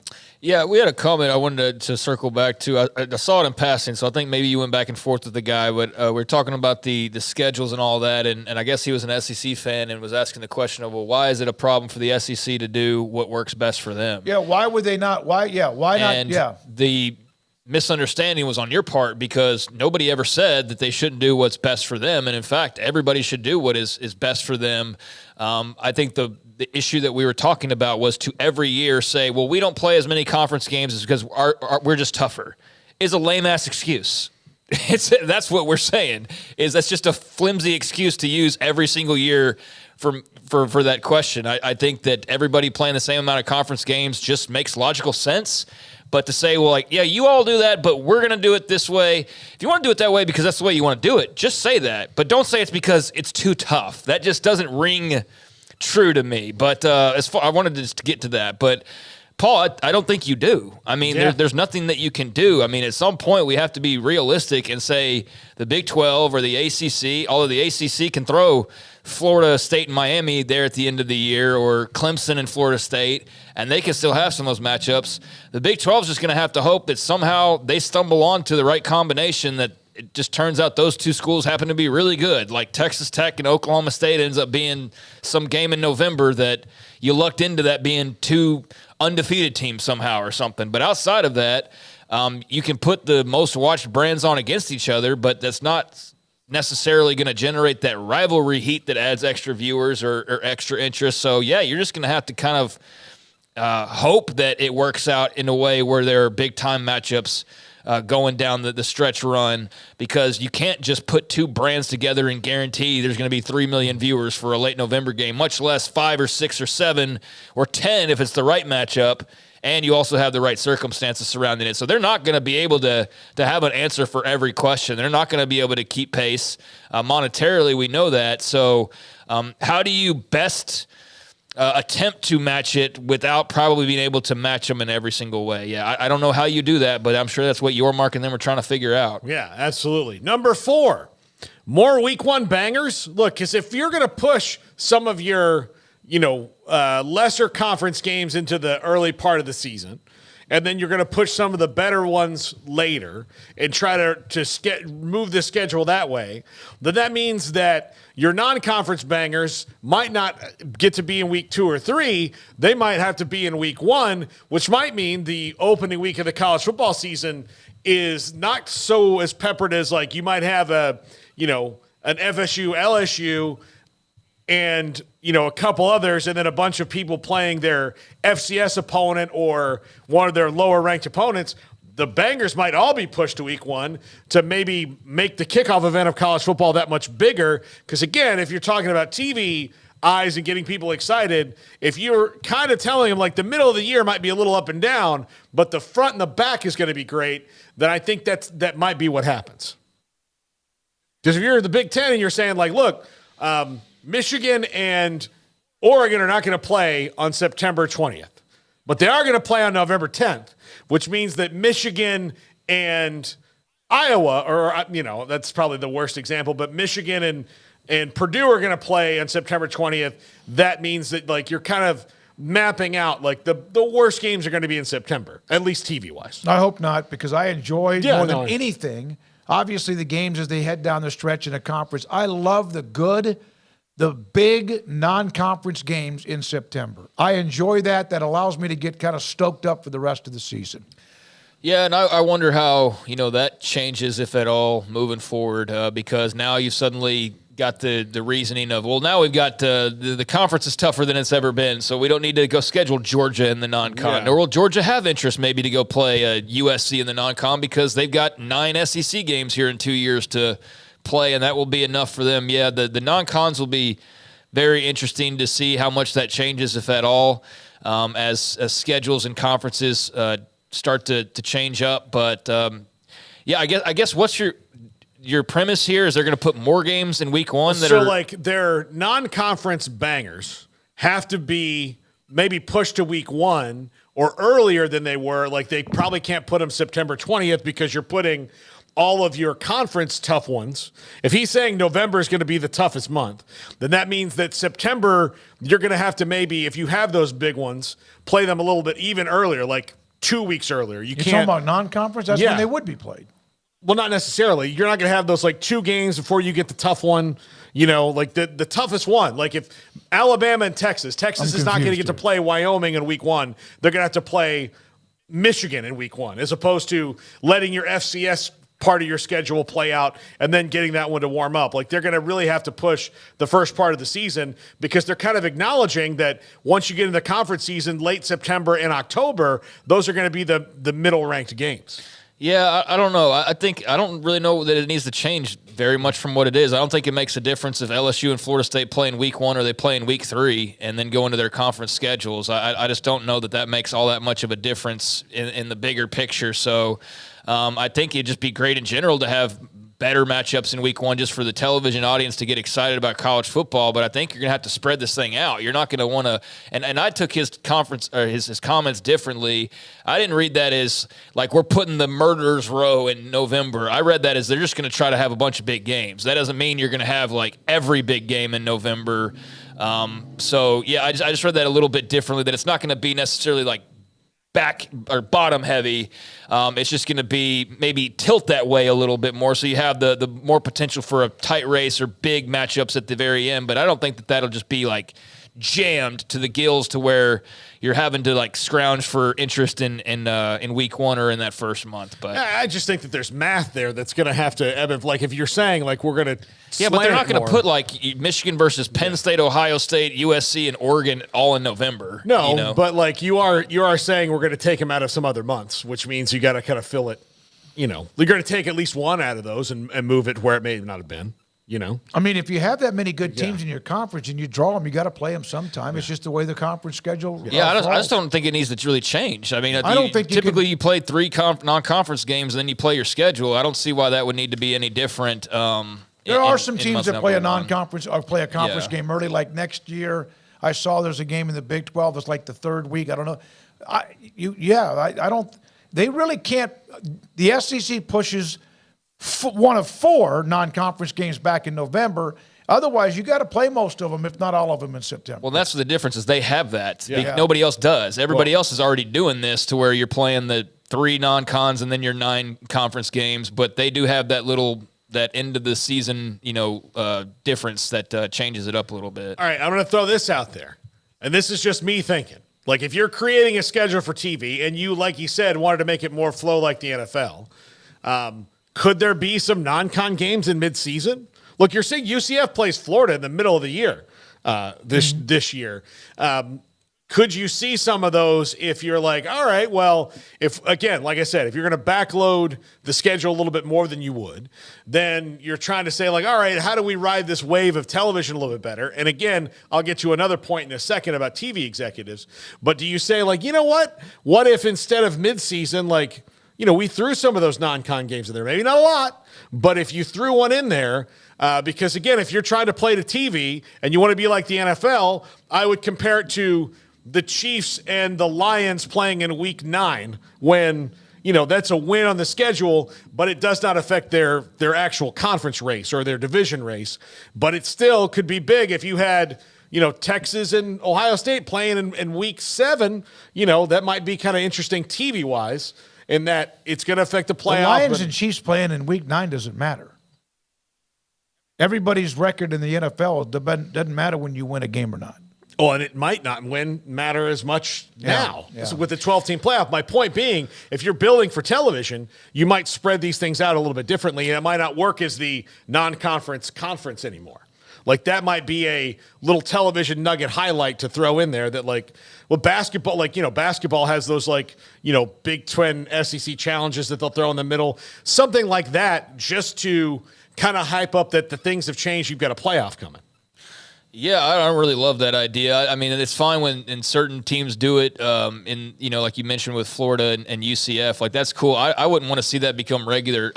If you get into conference, I want you to be in conference play. Mm-hmm. Like, you got into conference, and again, the SEC, for example, has you play Weber State, in November, and there's those differences because they have the one less conference game. But I don't think everybody else needs to necessarily do that. I think there might be some unique circumstances, but I think the whole thing about getting television ratings is you don't need to move LSU, FSU off of week 1 and put them in week 7 to improve the week 7 ratings, because then what are you doing about week 1? I think there's enough games out there to spread it over 15, 16 weeks and have it be fine. I mean, it just won't be every network's got a banger every single week necessarily. I don't know. I mean, I guess there are examples of this, but I don't know. I'm more of if you're getting to conference play, let's see conference play, and I don't want to see that interrupted because you're playing Charlotte on November 7th. Well, and you haven't even talked about the teams that you play in non-conference. They're in conference too. Yeah. Right, yeah. So you got to make sure the Mountain West, or American, or whatever, Sun Belt, they got to kind of cooperate with that. I think you're going to still see 85-90% of the non-conference games last week in August, all throughout September, and then you just run through the thing. I'm just this was just me thinking okay, if you're really trying to mess with the schedule and make it more NFL-like, this is one of those things that you do. Yeah, but I mean, with the NFL, they don't play the 3 other teams in their division all at the back end of their schedule. They do play Cowboys, Redskins in week 2, or even Giants, Cowboys in week number 1. But I just think it's a whole different thing, because when you're in a conference with 9 opponents versus these 3 teams that aren't involved that you don't play, that's a little bit different than just playing somebody from the AFC, because you're still, I don't know. I just view that a little bit different. This particular one is just giving me a headache. Oh, yeah. And look, and okay, number two, and I read into this a lot more, could help or hurt rivalry week. So, again, like, especially if you're talking about not like USC and UCLA playing the last week is not a problem. They're in the Big Ten. Michigan, Ohio State playing the last week, not a problem. But when you talk about Georgia, Georgia Tech, Florida, Florida State, like, you know, those things, and this is not the Big Ten, but like this is the SEC, if they start following concurrent scheduling models, then you might, and they've talked about it, like some of the coaches have talked about moving those games off of the last week of the season anyway, because they are non-conference games, and you have a conference championship more than likely coming up the week after, and so they maybe don't like it and whatever, play a conference game right at the end. But I wonder if the conferences that are the Big Ten, the SEC can push this.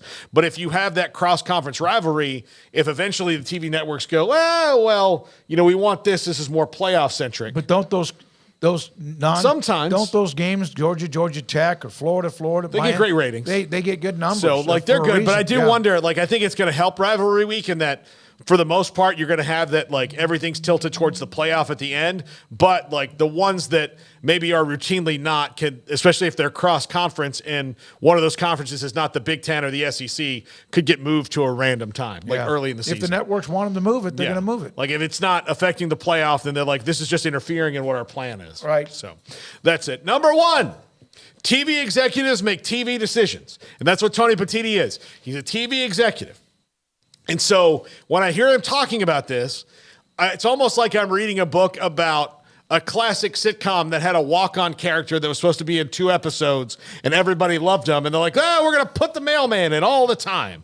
And I know that it's not as haphazard as that, but when you think about it in TV realms, there's nothing that they won't try to make things. So when you hear these things, and the reason I even brought all this up was the whole time I'm listening, reading this article and thinking about what he's saying is I'm hearing a TV executive trying to create a TV program. I'm not hearing a guy necessarily concerned about fans and the college football as a whole. I hear a TV executive making TV decisions. That's what I hear. Yeah, I mean, I didn't look into it as deeply as that, but I can see where you're coming from with that, and I just think there's so much unknown right now, but it's more than fair to assume that could be, what's kind of going on with a guy like Petitti. I mean, but the point of your statement here, if TV execs make TV decisions, is true, and the TV execs are running college football. So what they want at the end, I think, is just the clearest thing that we could say is, TV execs are the ones in charge, basically, at this point. It appears, at least. That's the way it comes across. And so, whatever ends up happening with rivalry week or with non-conference games or any of the other things that you mentioned here, I'm sure the athletic directors and presidents will have some say, but ultimately ABC and ESPN and CBS and NBC and Fox and all of those outlets are going to be the ones that make these decisions. I think that's what we know at this point. Which is why we have such a mess, or at least not so much. You could say a mess, but that's why we have so much of the change in college football, conferences, and realignment. Yep. All right, Paul, thank you very much. Garrett, thank you. Jack McKenzie, Emery Winters working on 365 Sports tonight, which will be tonight as every weeknight at 10:30 on the CW. Back at it again tomorrow. Matt Brown on EA Sports' launch from that, and also who is fighting for FCS in Division III when it comes to the future of college football and more. We'll have tomorrow Grayson Grundhafer will join us. For Craig Smoak and Paul Catalina, for our great sponsors, thank you to those in the chat. I'm about to contact the winner on that night, Saturday night, at the Texas Sports Hall of Fame for that Texas whiskey event. And we'll do that here in just a moment. I'm David Smoak. Good night. Ideal MRI is a small family business right here in Central Texas.